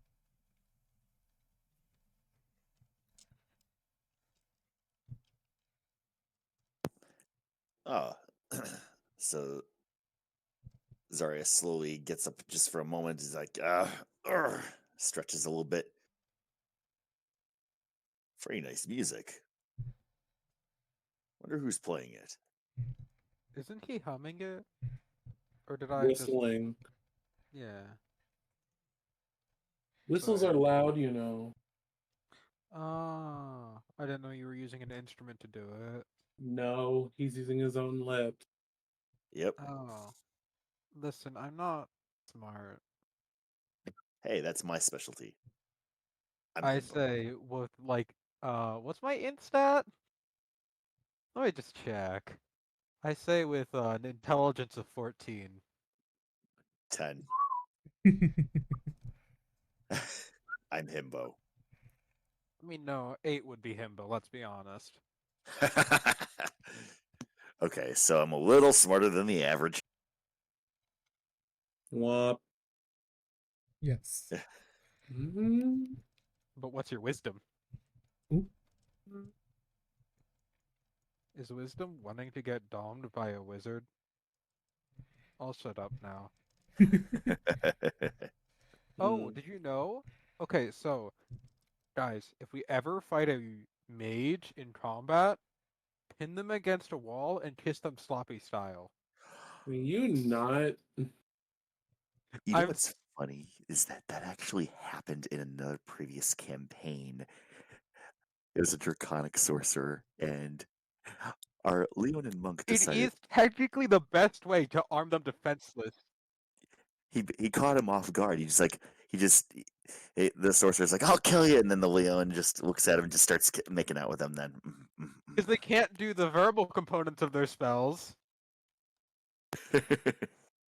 And if you pin them against the wall, they can't do the hand motions for their spells. Well, this kid has derailed very fast.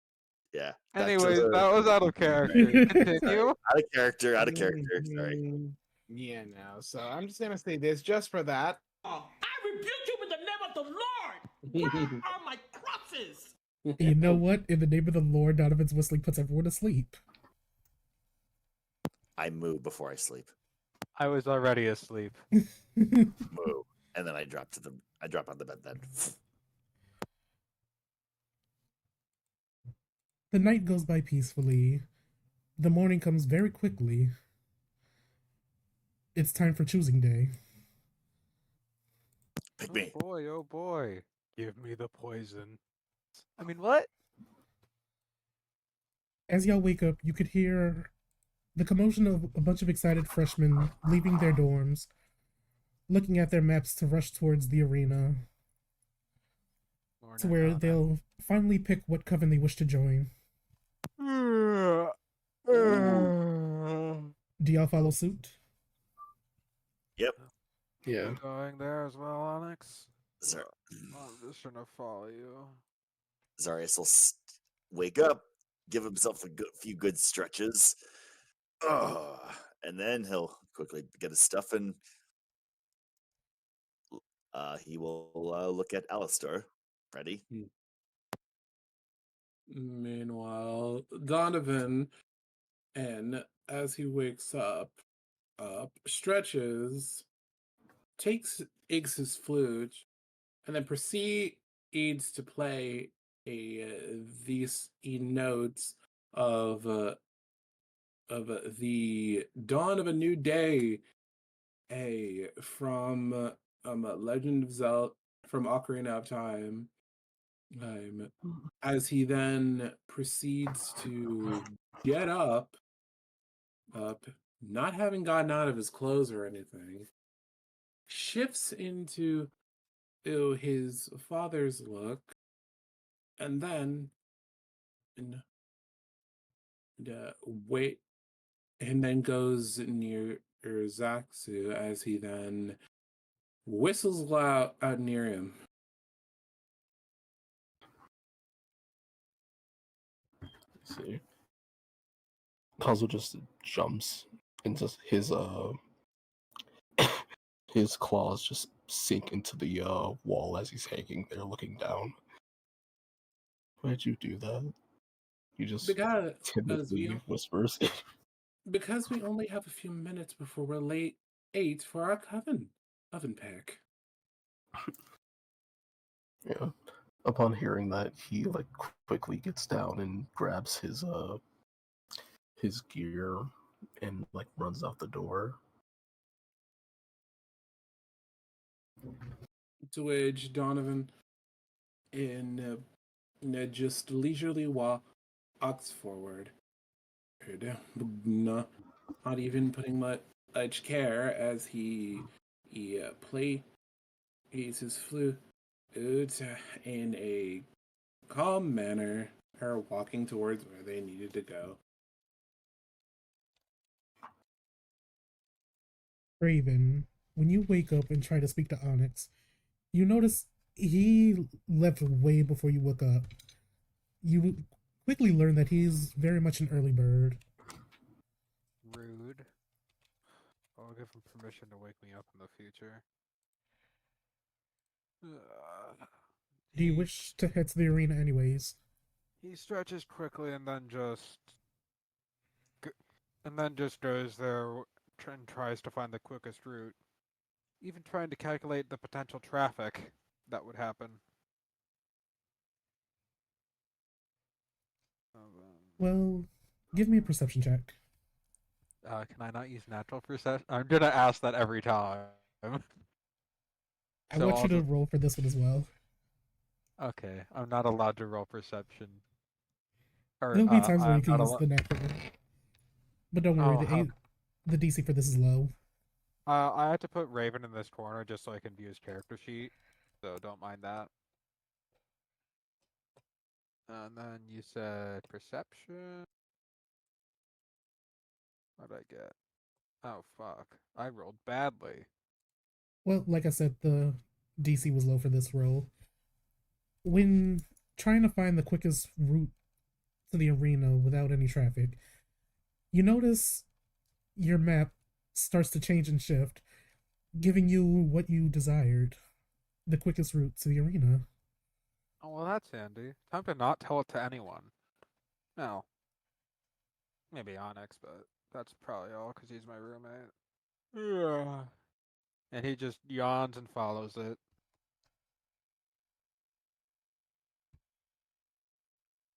As everyone files into the arena, you notice there's more students than there were in the courtroom.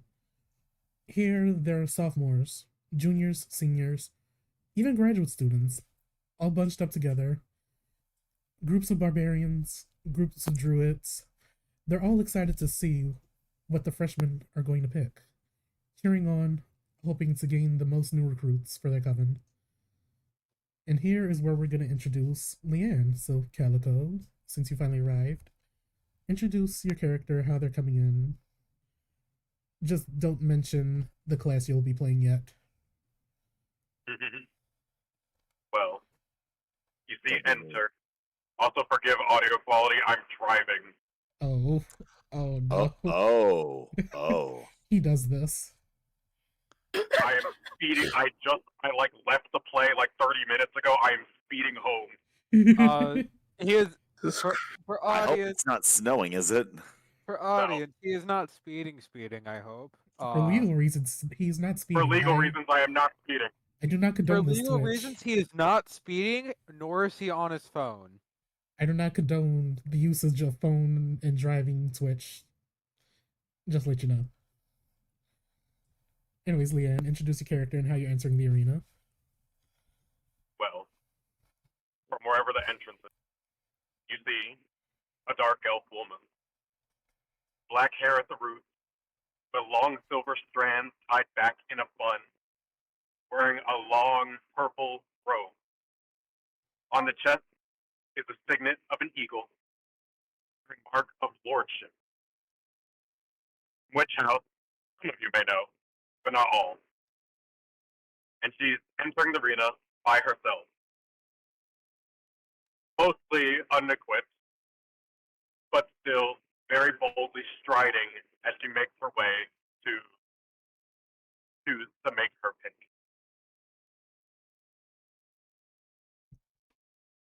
Okay, I will roll perception on your behalf since your hands are full.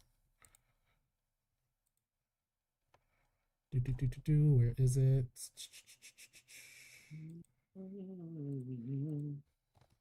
With the 16 perception, you notice eyes on you. Not pleasant looks, more of disgusted looks. You hear faint whispers and murmurs about you as you walk by to grab your seat. It's very obvious that your appearance does not attract kind attention.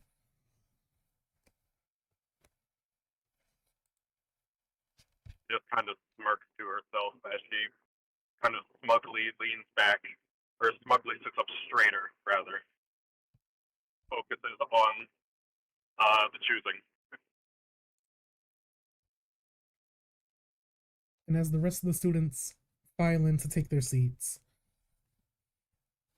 in the center of the arena, you notice 13 different chairs, almost like thrones. Each chair possessing a very specific symbol. You'll see a fist on one chair, a gear on another, the emblem of a book, fire, and etc. Soon the audience begins cheering loudly as 13 figures emerge, sitting in each respectful seat. I would like everyone to give me a perception check. Aww. And I'll roll on Leanne's behalf again. It's a shame. Will do. It's a shame I can't use, the broken thing, but it makes sense. Well, Oh, that's a 22. Got something in my eye. You got cow in your eye. Moo. You Moo. got you have beef in your eye. That's everywhere else. Okay, I want Raven and Alistair to now give me history checks. Fuck. And Leanne, history check as well. Yeah, I don't have a good history mod. who'd you say? Oh, Alistair, Leanne, and Raven. Yeah. I rolled a 6 total. So I'm out. Okay, Alistair and Leanne, you two vaguely recognize these figures. Leanne for sure knows that these are the elite 13 people, each one of them a coven head. Soon, Headmaster Ryukyu steps forward. Good morning, students. Today is the day. And as he says this, the arena cheers louder than ever. The freshmen looking somewhat confused as to why the audience is so big. Headmaster Cairo continues. Standing with me are all the coven heads of Aetherwind, each top of their craft, handpicked by the ruler himself. Unfortunately, he could not come today. He's busy with other matters. But since we have so many freshmen and we're so pressed for time, we'll begin picking right away. So all the freshmen, please come down to the center of the arena so we can begin the process. Raven does as instructed. So should I just move him over there from instead of the corner? So would it be here? And as he says this, the group of freshmen hesitantly walk down, gathering into large crowds on the arena floor. Do you Wait, join you know them? what? Wait. Are our characters not popping up on Jay's stream? Are they not? They are now.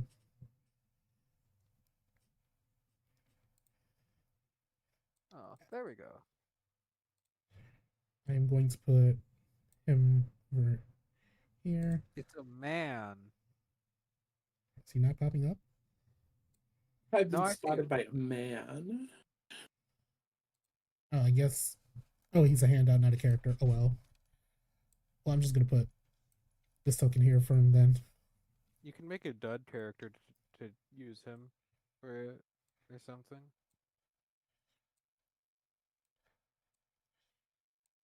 Like statless at least. Let's see, that's 3, 6, 7, 8, 9, 10. Whoops. 11 and 13. Cowers a little further up. Oh, I should step back. So, Headmaster Caro begins calling out students' names individually, one by one. Soon you notice the two elven women that you helped out last night. One of them chooses to be a ranger. The other chooses to be a paladin. After about 50 students' names, the dwarves that you fought last night were called up.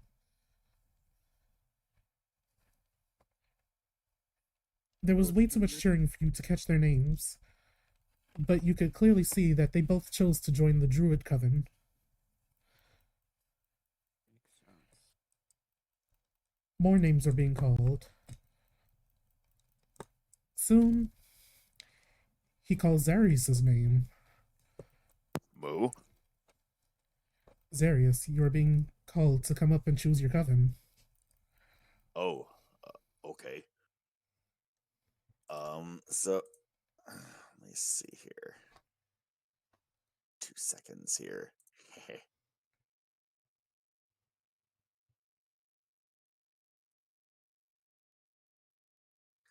so he will step up in this case.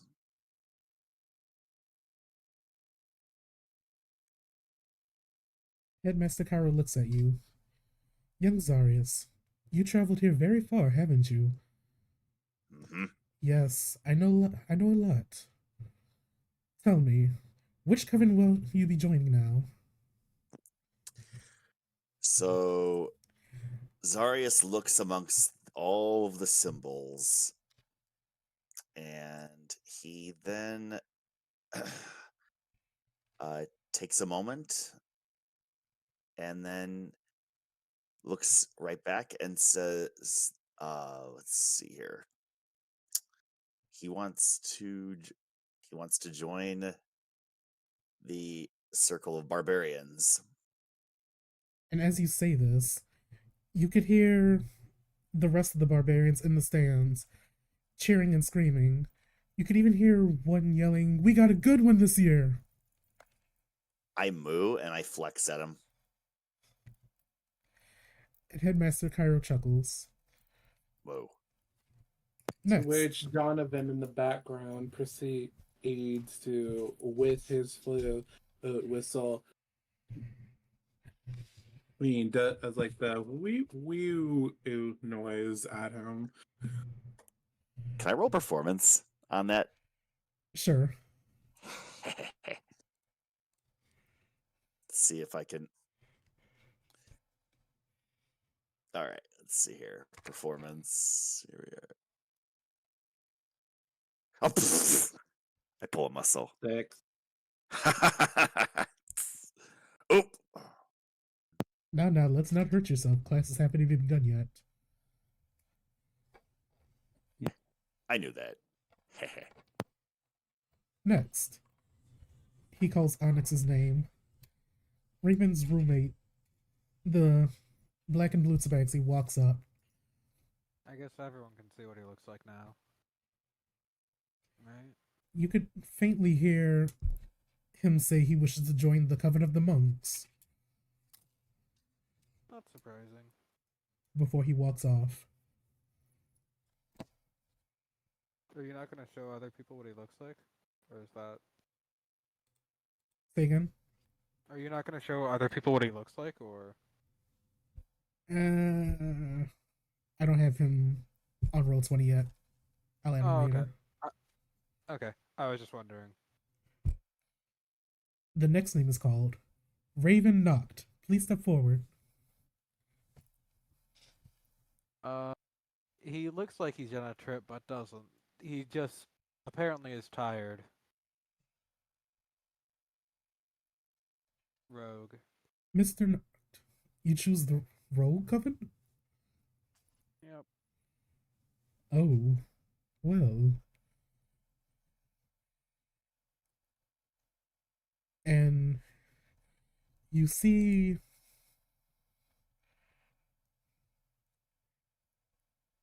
roll me another perception check. Can't use natural? Oh well. C'est la vie. Not for this one. Oh, that's not very good. You notice a shadowy figure appear behind you. Oh, hello there. Hello, little squirt.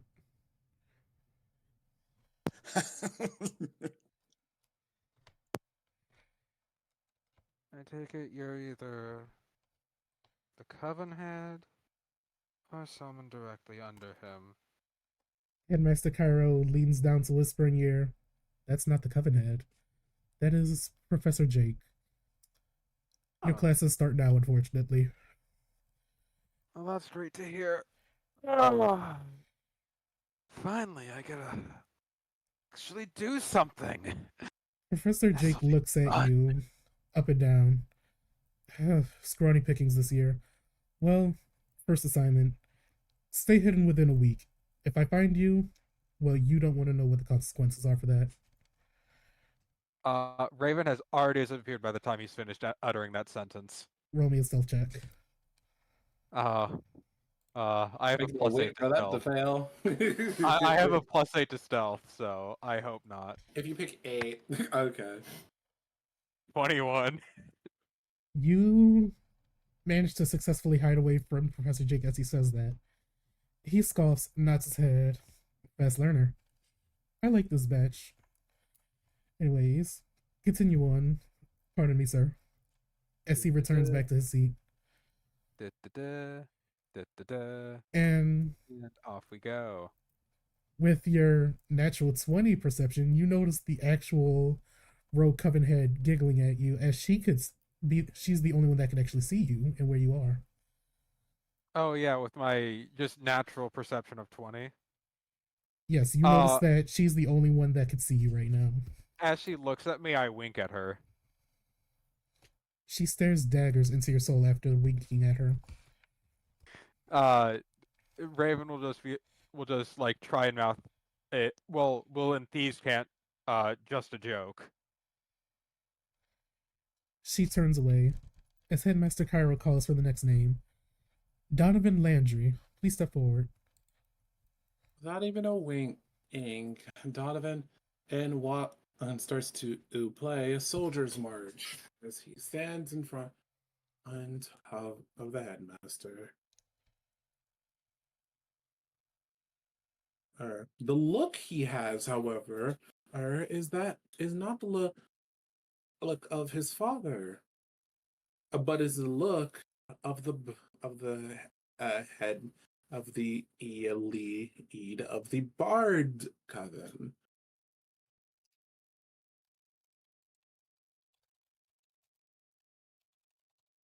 The group of bards in the stands, they don't cheer like the other covens.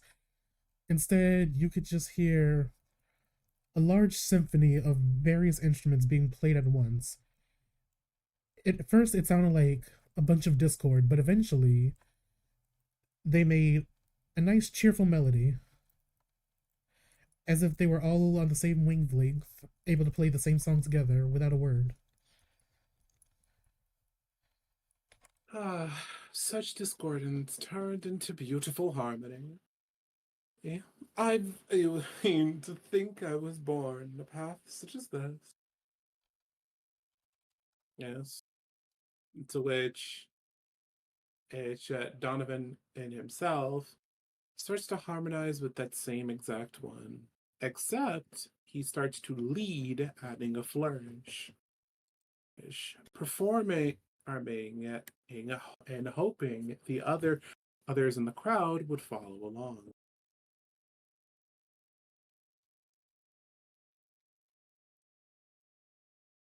You know, I'm just gonna say you do exactly what you wanted to do with that. Mm-hmm. The next name is called Alistair Blackclaw. Please step forward and pick which coven you wish to join.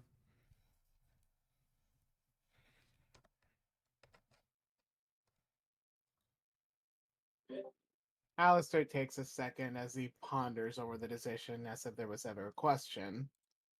And then with a flourish, his cloak opens, revealing a set of scale mail armor that is dyed a pale blue underneath, all with etchings of different star constellations and such. He then looks straight at the head of the Clerics Coven and says, I'll be joining the Clerics Coven.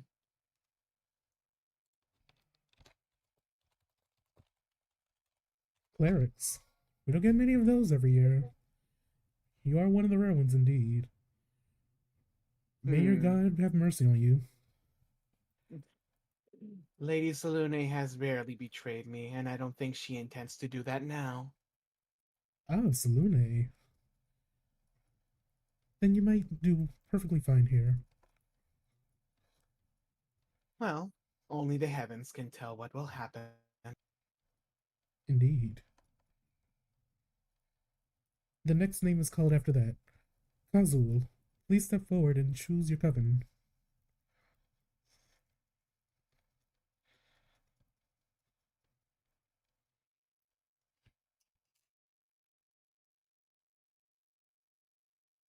Zach, you there? He's dead. I'm gonna cry. Sorry, I'm here. I was just looking at something. Understandable.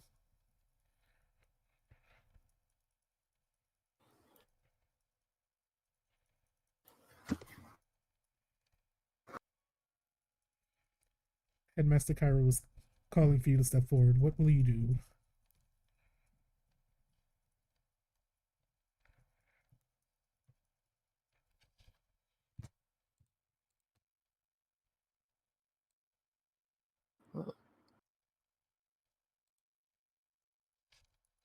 Take your time. It's all role playing.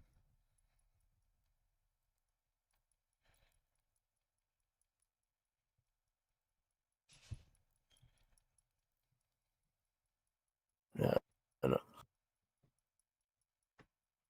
Yeah, no, I was just checking to make sure my internet was still good, but yeah, he just walks up, holding his sword a bit timidly, but he starts walking with a bit more confidence once he sees the fighter headmaster, and he just does a little respectful bow to him.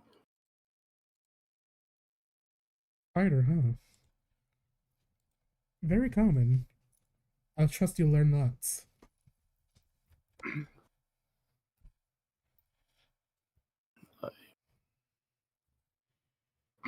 I hope so. He just lets out before going in to join in with the others. Headmaster Cairo begins to go through the rest of the names. And then the final name on his list. Ella Leanne Iffeling. I hope I pronounced this last name correctly. Please pardon me.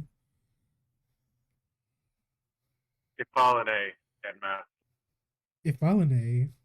Oh. This name is very familiar. I would hope it is. Tell me, young Leanne, which coven do you wish to join? Leanne just steps forward, glancing back and forth her options. Stops her focus on Magnus, the wizard coven head, as if she's sizing him up, or quickly glancing over to Captain Voss of the Warlock Coven. She just subtly shakes her head. She glances at Cairo himself, Sorcerer Headmaster. Before she just takes a deep breath. Just, You can't decide, can you, young man, or young lady?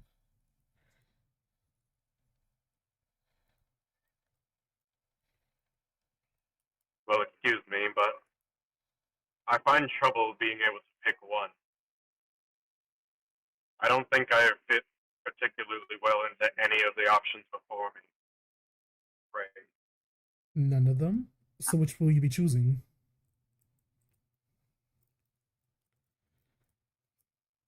She closes her eyes and ponders for a moment, taking the moment to close her mind off to the outside world, reaching into the far back of her mind, and just whispering to the voice all the way in the back. What do you think? Well, it's not a matter of what I think, but what you feel.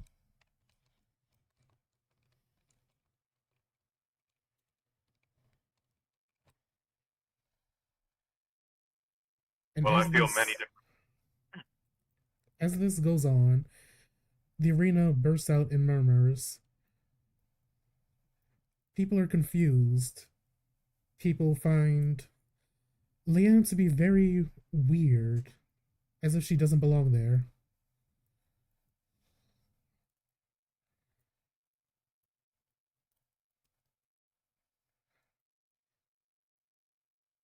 Well, young Leanne, If none of the 13 covens here suit your needs, what will you do?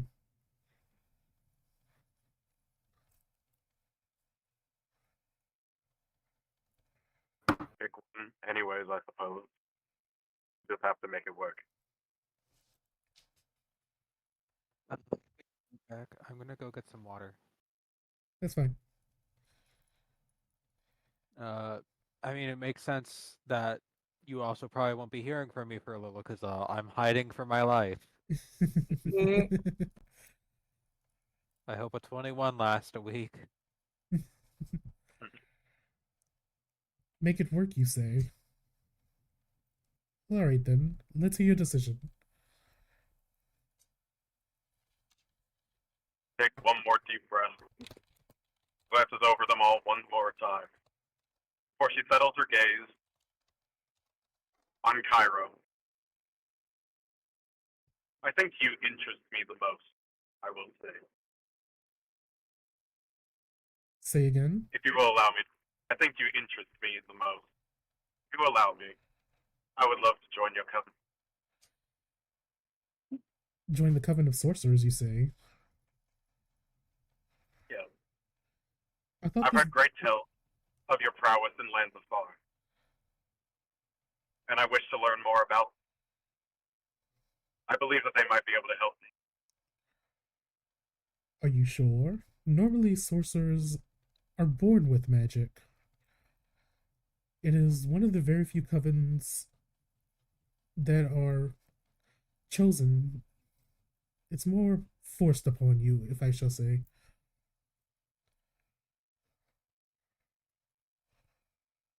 Just sort of chuckles to herself at the idea of something being forced upon her.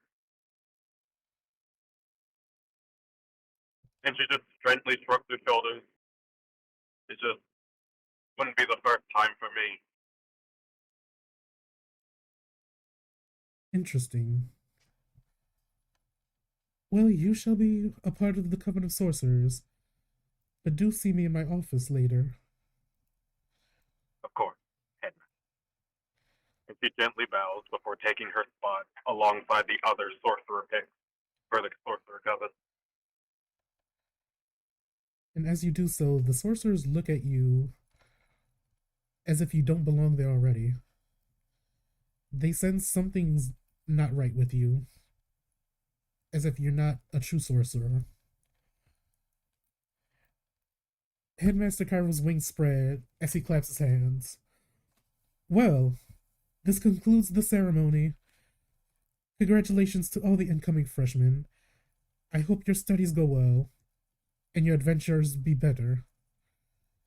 Please, try not to die. The paperwork is far too much as it is. Being a coven head and a headmaster, it is a lot on my plate. So, as many of you have noticed, the acceptance letter is already a map. This map will help you get to your classes or to wherever you need on campus with relative ease. Just think of where you want to go, how fast you want to get there, and the map will surely try its best to help you. Hey, so, Jay, can I do something? Sure. What do you want to do? Can I think of a place where the professor can't find me? You can try. Professor Jake is a professor for a reason. So will the map just be blank? Do you want to ask the map to hide you somewhere Professor Jake doesn't know about? Well, I Or guess the somewhere better specific? question is, if Jake has a map, then he'd be able to find me anywhere. So therefore, he probably doesn't have one, or is neglecting to use it. So he def. Well, Yeah, I'll just stay hidden because I'm not gonna mind game this like a 17 million times. alright then. Back to monologuing. Once you become sophomores, the maps will no longer work, as you'll be expected to know every location of this campus. On the campus grounds, there is cafeteria as well as a shop to get any sort of gear you may need. Potions, weapons. If we provided, we could definitely sell it. Classes will begin in a week. So please, rest up and prepare. Your schedules will be sent out by the weekend. In a week, my ass.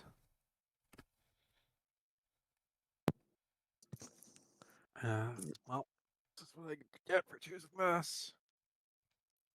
You are all now free. And a majority of the student body begin to file out of the arena to go do whatever they please. What do you all wish to do?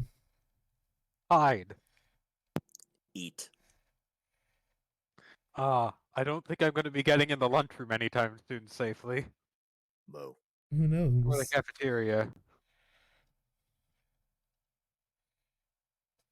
I mean, you could try. I don't feel like dying so soon. You would have to roll a stealth check. Yeah, I think I'll just stay where I am. I can go without food. Right? I suppose I'll join Zarius and his lunchroom escapades. And if it gets desperate enough, I'll just leave a note to set out some food. Food is beautiful. Goes along with them. Puzzle just hurriedly just runs up behind Donovan and just joins the group. Actually, while I'm just hiding for my life, I'm gonna go leave another note in me and I'm gonna go try and leave another note in me and Onyx's room, telling him to try and get some food for me every like 2 days for the next week.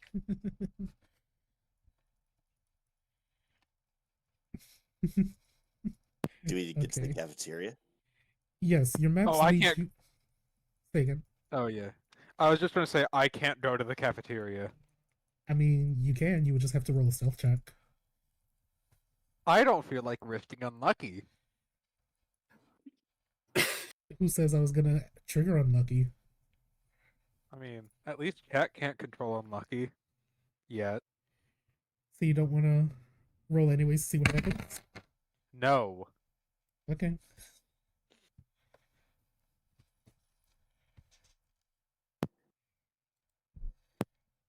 I average like an 18 if I roll. However, no. All right then. Right for me. And I'm guessing Actually, Leanne no. is going to see Cairo in his office. The average is 18 and a half. Correct. Okay, let's start with the group heading to the cafeteria. As you all express your desire to eat, your hunger, your maps point out the quickest direction to the cafeteria. And as you all make it there, you notice the cafeteria is very grand, with 3 stories worth of Ooh. seating and various food options. Food options that Ooh. surpass your own imaginations.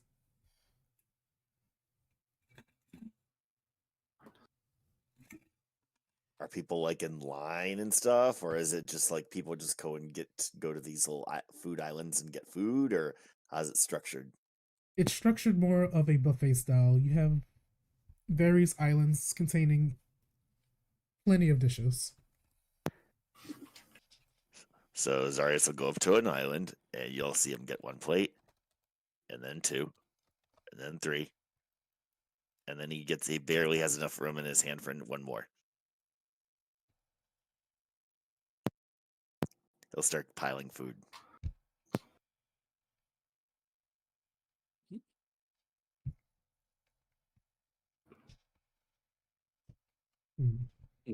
As you're piling food, you notice some students look at the mountain of food, shocked at how much you can truly eat. You even hear Whoa. one scrawny man in the distance say, I wish I could eat that much. He could really put it away. More than you think. I smile.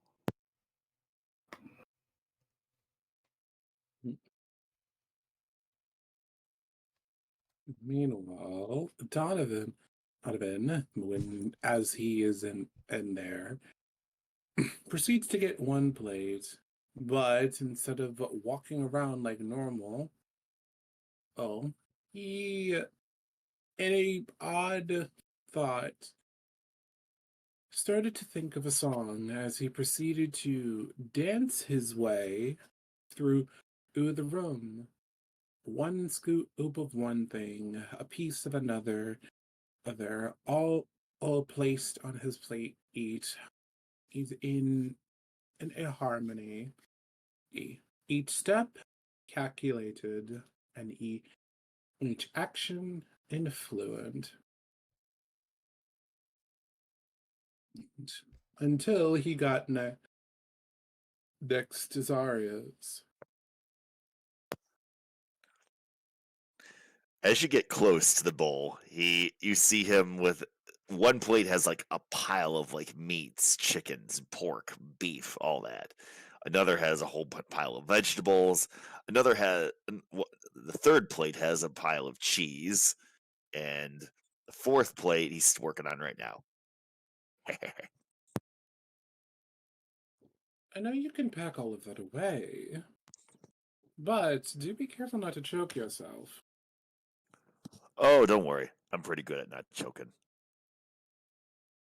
Something tells me that means more than one thing, but I'll leave that to you. Hee hee. But I'll leave that to you, Donovan then says as he shifts into a mini version of Azarias and walks with him. It's a minotaur. Hmm. I can't exactly be your height. You trying to I'm be only my little? You trying I've to be only my ca- little brother? I don't think that could be possible. I'm copying exactly who you are. I can't and to be anything that could be close. I have to be exactly whom I see. You can still pass my little brother. Hmm. Something tells me brother other feels more closed.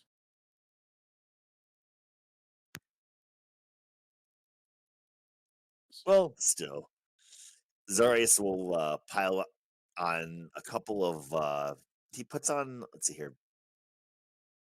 So the last one he puts on a bunch of desserts onto his plate, and then he'll say, well, come on, sit down when you're ready." So he'll clomp over to one of the.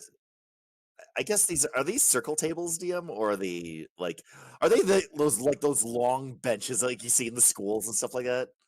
It's a mix. You have tables with chairs that pull out, you have booths, benches, the circular tables. Ooh, I'll sit at one of the circle tables then. And just as a check in this case, I mean this is just for humor, so let's see here.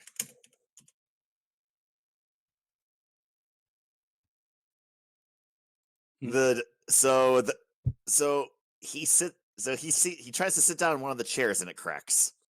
Oh, he's heavy. So he carefully slides that stool under or that chair underneath, and then he just sits on the other one. One of No the one saw. cafeteria No one saw that. workers gently taps you on the shoulder. Young man, you do know we make special chairs for the bigger people, right? The more heavier set individuals. We also have chairs for the small. We have everything here that you need. Oh, didn't know that. First day here. It's quite alright. It happens more often than you think with the incoming freshmen. I hand him the cracked chair. And they take the chair away, bringing you a more sturdier one that could withstand your weight. Moo, thanks. I sit down and I start digging in. Meats first. And what are the others up to? Hiding. No, you're just stealthily going from island to island, just stealing food. Not even stealing food. That's too risky to do. Listen, Meanwhile, you It's like underestimate how bad my luck can be. it's like yes. it's like you look over, there's a chicken leg there on one of the islands, and then next time next time you look at it, Mhm. it's gone. Yeah. Meanwhile, as Donovan sets his plate down on the table, well, with grandeur, he proceeds to stand on his chair, looks for two familiar faces, and guides them over here to make sure that they have a seat. Two familiar faces. Yes, that being Alistair and Kazu.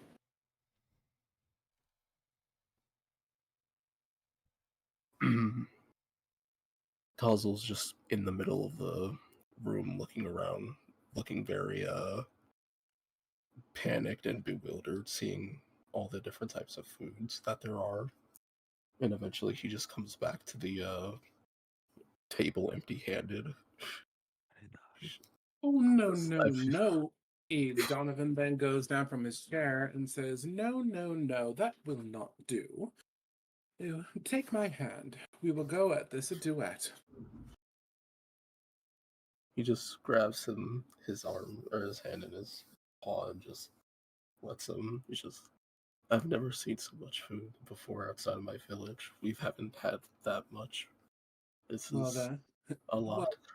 well then, it's time for you to enjoy the life of someone in the city. Don't you think?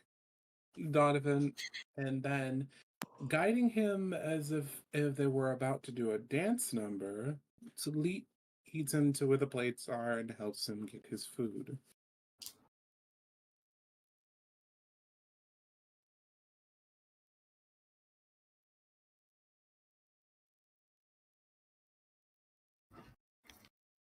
Which Donovan also notices is in some forms, some people staring at the fact that he currently in the form of a miniature version of a blue bull, was holding the hand and a green and yellow tiger who was much larger than him. Well, lion who was much larger than him.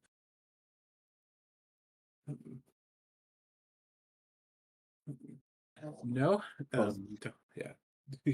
Donovan then saying out loud, "If you wish for autographs, just ask. Ask.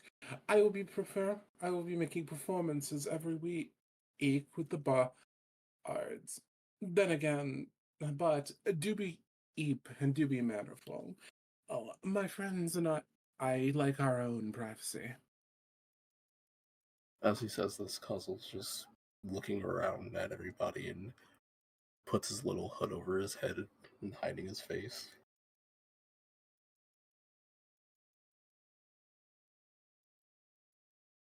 And then after a while, Guy and Kazel, they then walk back to the table, all having Kazel sit next to him. As Donovan then proceeds to eat his own.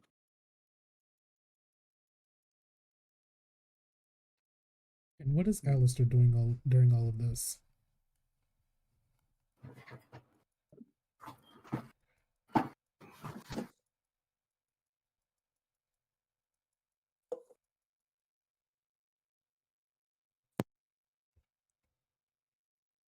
I don't think Juichi's Can't believe with us. Juichi's dead. So, Jay, how often do you think I'll have to make stealth checks? I That's all am I not say. dead. I was merely letting you guys have your fun. Blah blah, and then we referred to you and you hadn't replied. I hope I don't have to make too many stealth checks. 7 stealth checks later. I mean, at this point, you're cursed to have stealth checks. But in any case, if everyone is just eating, Alistair is just going to be sitting in another area next to Zarius, just watching everyone do their thing. Still holding on to that book that he was looking at in the beginning.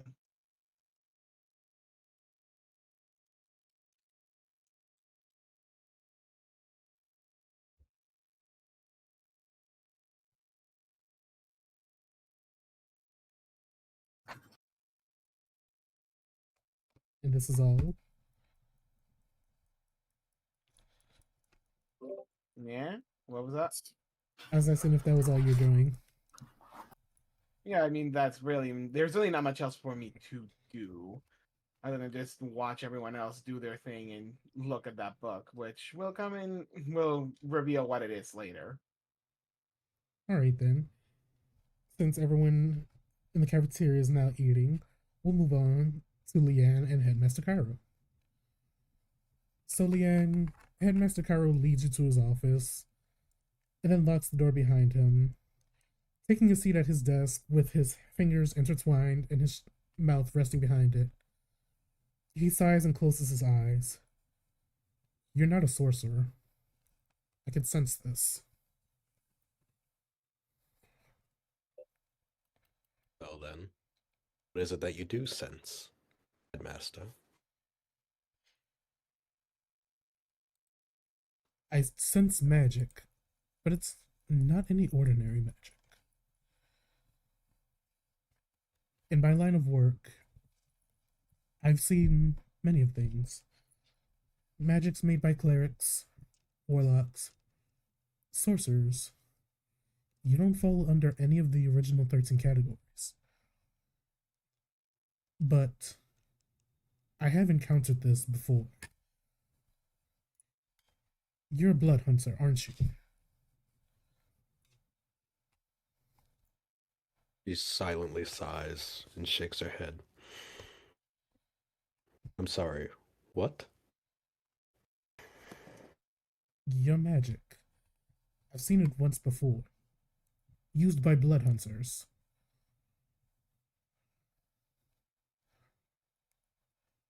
And what exactly is a blood hunter, as you put it?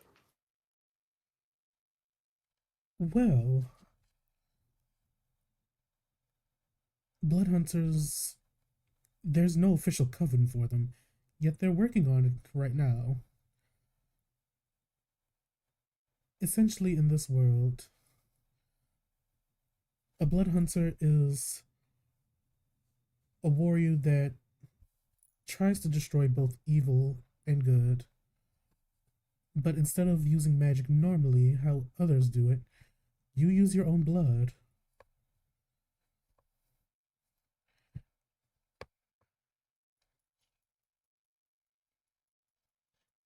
Frankly, this all sounds a bit far-fetched. But how do I put this?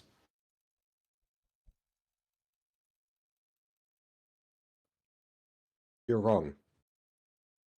I am no blood hunter. I do not use blood magic. I use magic just like well, not everybody else. But I use magic along the regular avenues as those of us who do.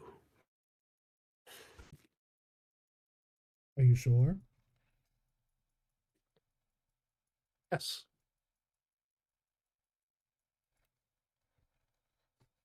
What proof need I show you in order to prove it?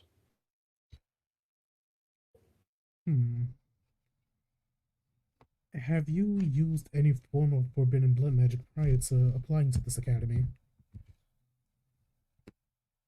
I have not used any myself. But, as I'm sure you might understand, it's a part of culture. While I have not practiced it myself, mind you, I know family in the far-off lands across the seas who have.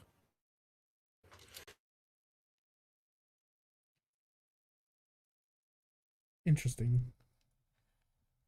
Well, for now, I shall accept you into the Sorcerer Coven, even though you clearly do not belong. But simply do your best. He gives you a light curtsy before standing back up. Says, "Of course, Headmaster. I always strive to do my best. I Any look other forward to working." any other questions for me? I'd like to hear about your adventures sometime. Done a lot of research on you, as I have all the Coven heads, of course. Very big day. I'm sure you have. But I must get back to the paperwork. I do have to approve of everyone's classes now. Of course, Headmaster. I mean, not to keep you. But I do expect to hear a story on one. I can't remember his name. Back during your dueling days when you were in school. I believe his name was something Blankhold. Kind of interesting that you never won a match against him. It's been years. But during my free time, I'll be sure to tell you the tale. I appreciate the sentiment. I bid you farewell. Please take care of yourself. Of course. She gives another curtsy before turning to leave the office.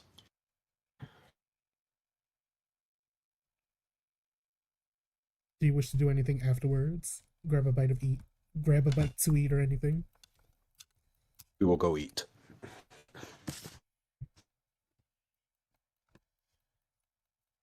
We are hungry.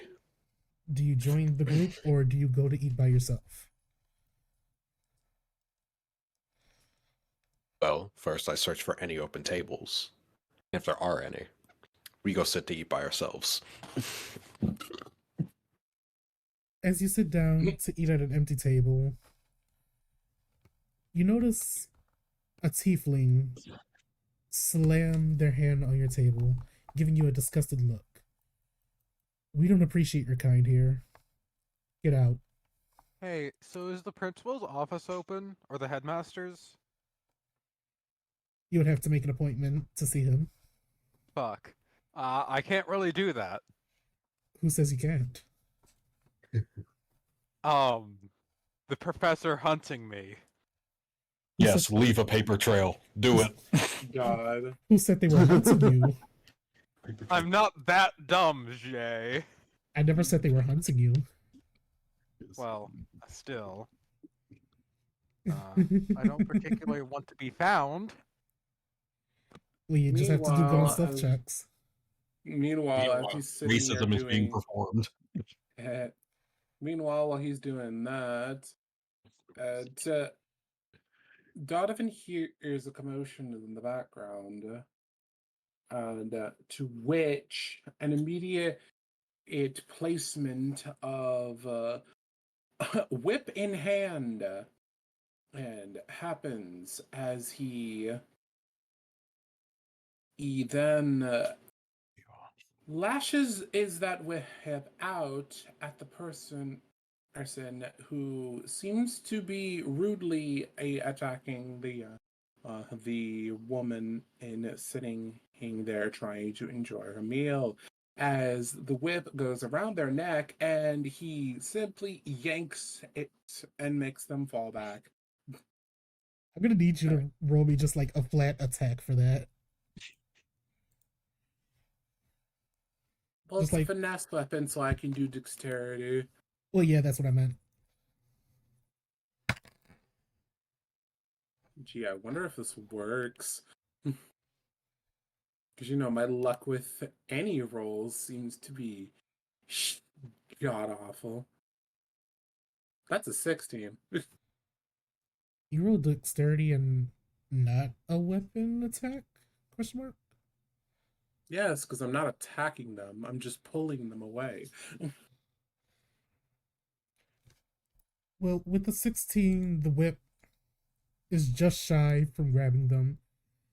It does graze their skin as they turn around and look at you, angered, before scoffing and leaving. And as he's leaving, both of you under his breath could hear him say, I guess there are people that like filthy looking drows here.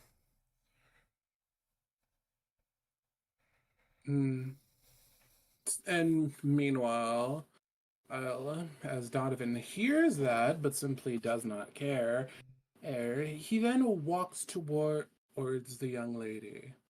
You know, oh, this, a young woman, like yourself, is not exactly someone I would imagine to be sitting alone. She just looks up at you, just kind of snarls, just like, I didn't need you to step in. You didn't. I chose to. It happens a lot with bards, you see. They kind of get into the business of other people, wishing to do whatever they please as they play their melodies. I simply do it only when I see a someone being relatively rude to someone who did not deserve it. Now, whether or not I did it in good standing, that is up to you to question. But I do not like people just simply causing problems for no reason. It's not in my Oh. nature to leave those alone. She just chuckles to herself. Noble, but as I stated, I didn't need you to step in. Thank you, though.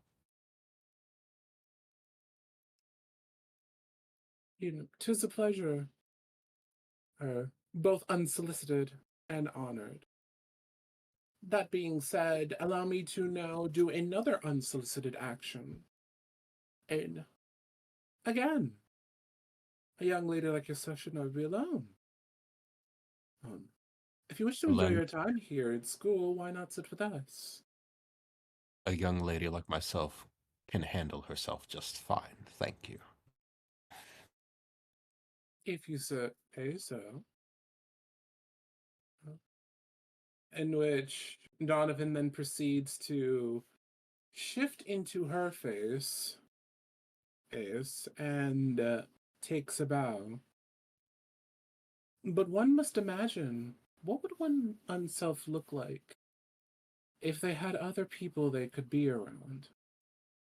Before he then leaves and goes back to his original table.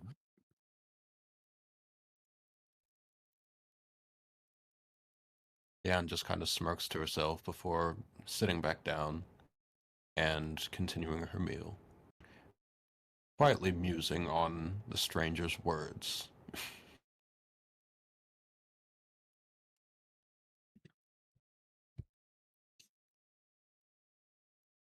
And finally, for the last scene of the night, Raven. I'm in danger.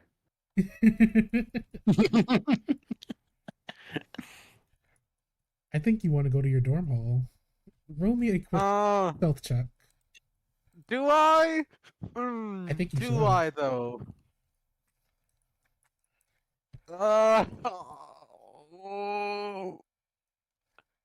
If I fail this, I just die. You don't know what will happen.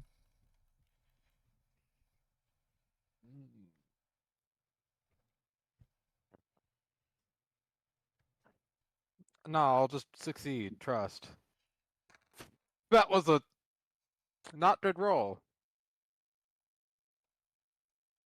As you come up to your dorm hall's door, you notice Professor Jake behind you again. Mr. Noct, you managed to stay hidden well after the ceremony until now. You pronounced my last name wrong. I'll be sure to get it right eventually. You show promise. Really? You'll make a good rogue. I Just still failed know the assignment. you didn't fail. I came here to tell you that your dorm hall and cafeteria are off limits. You see, I may be a harsh teacher, but I'm not going to get in the way of basic living needs. Oh, thank God! I was about to tell my dorm mate to snatch some food from the cafeteria they give me every 2 days. He already brought you some food. It's in there, all right. Okay. Well, guess I know what I'll be doing the first thing in the morning for the next couple days.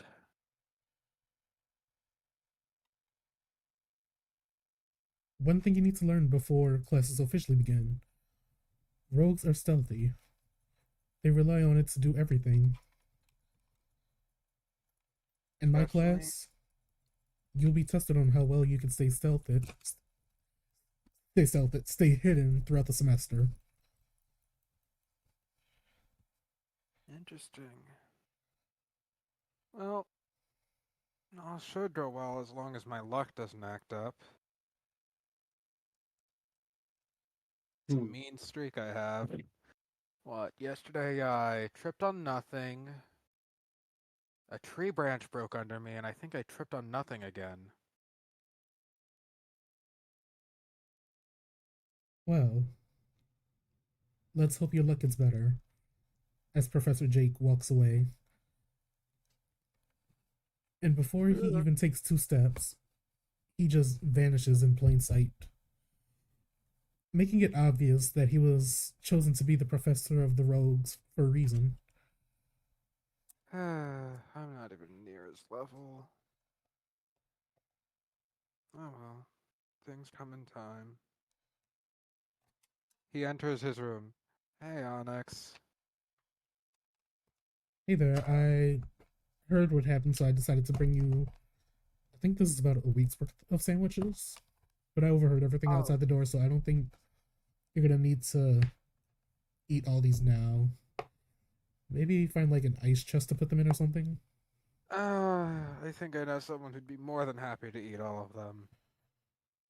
And probably still eat more. Okay, that's not concerning at all. Moo. Don't worry. I just picture Zarius' head in the window saying moo. I'm slowly the horror rising up. In the Up, in the infinite dorm room. Yeah. I thought the cafeteria. I definitely thought the cafeteria and dorm hall were gonna be locked off. I was fully prepared to try and slip in a note in here. He's a professor, not a monster. Yeah, still. I mean, I'm used to going without much sleep. And with that, we will call it for this session. Now, one thing I do want to do, whoever could point out a reference in this session will get inspiration for the next session.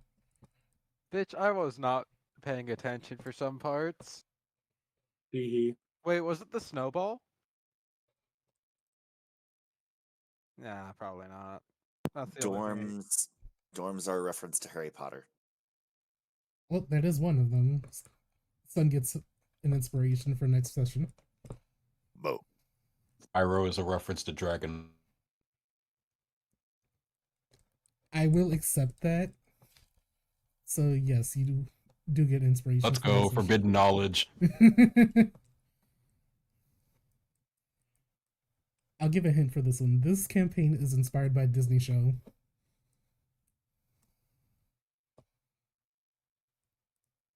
No takers? That expects me to have knowledge of Disney shows. That is fair. Hang on a second. Is This it the is one based about- on a Disney show. The one about like villain children? Oh, I was about to say, what is it ever after high? Nope. Is it Descendants? No. It's an animated show. It's a what? It's an animated show. Oh, an animated show. So it's a cartoon. I don't know those. There actually are not that many shows that Disney made that were set inside of a school. The only one that comes to my mind is The Emperor's New School. Nope. God.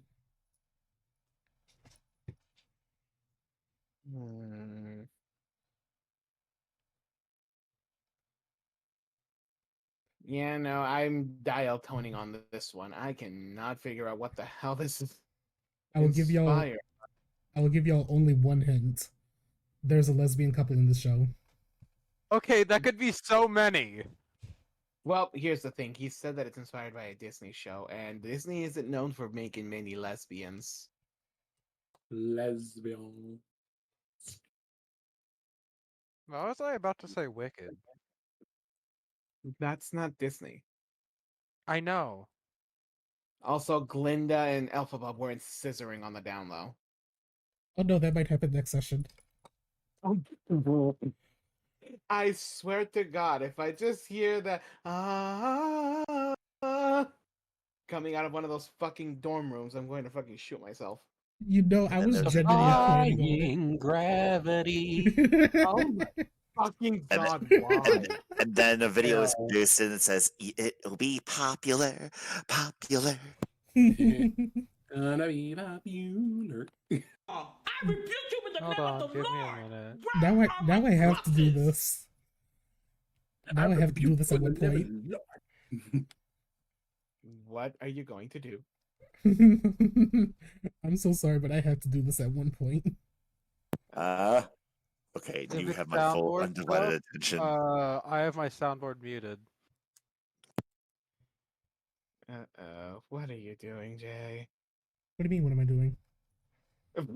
Well, You nothing said that you have now. to do this at some point.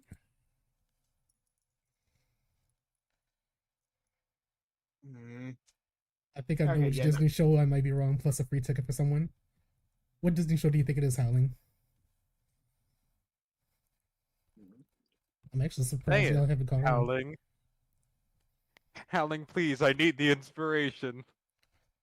Oh. Ow. Is it? It is the Owl House. Okay, Oh, then God no one damn gets it. Then yeah, no one gets it.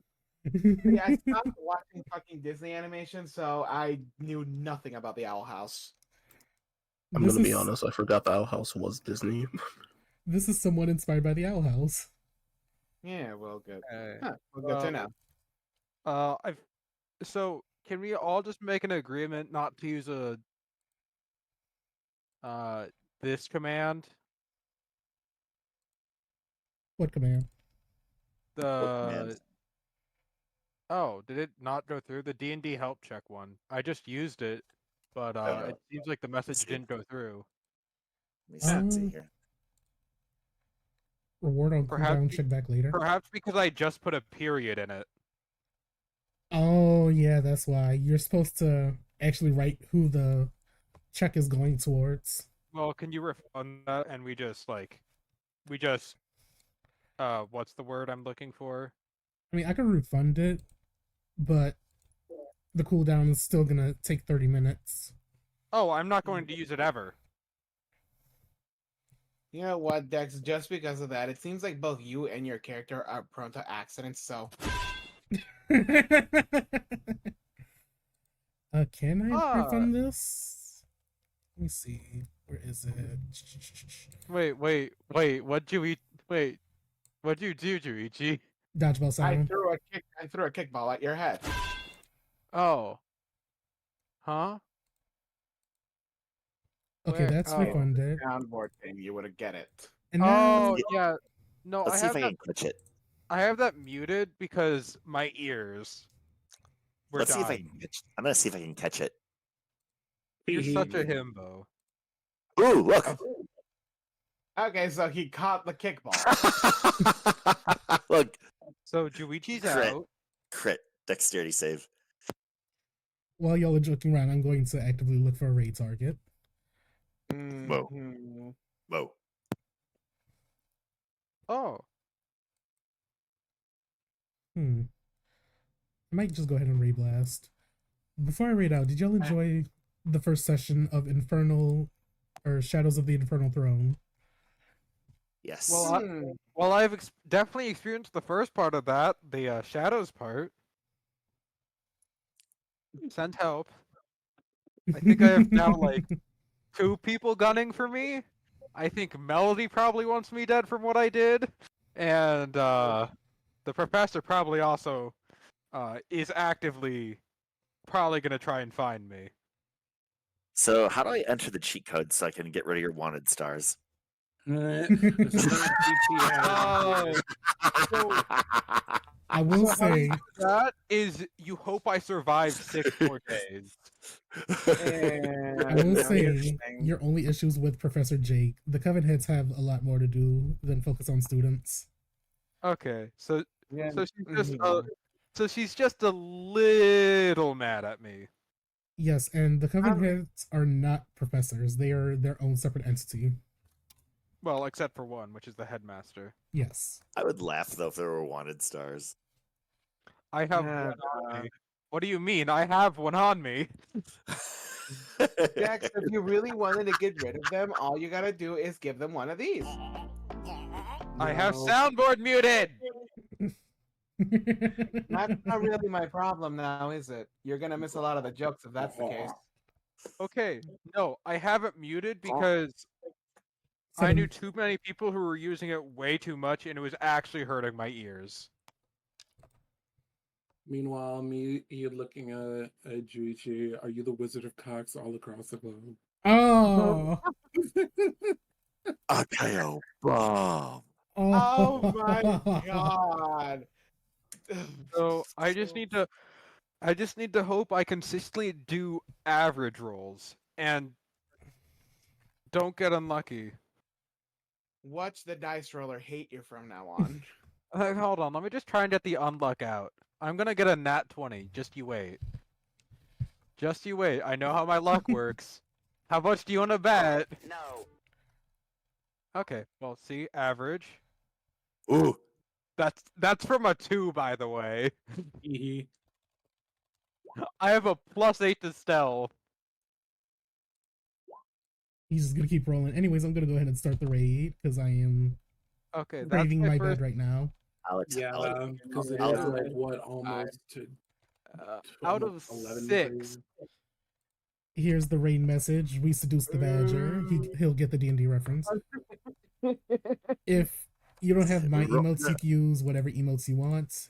I really don't I care. wish I had your emotes. Unfortunately, I'm broke.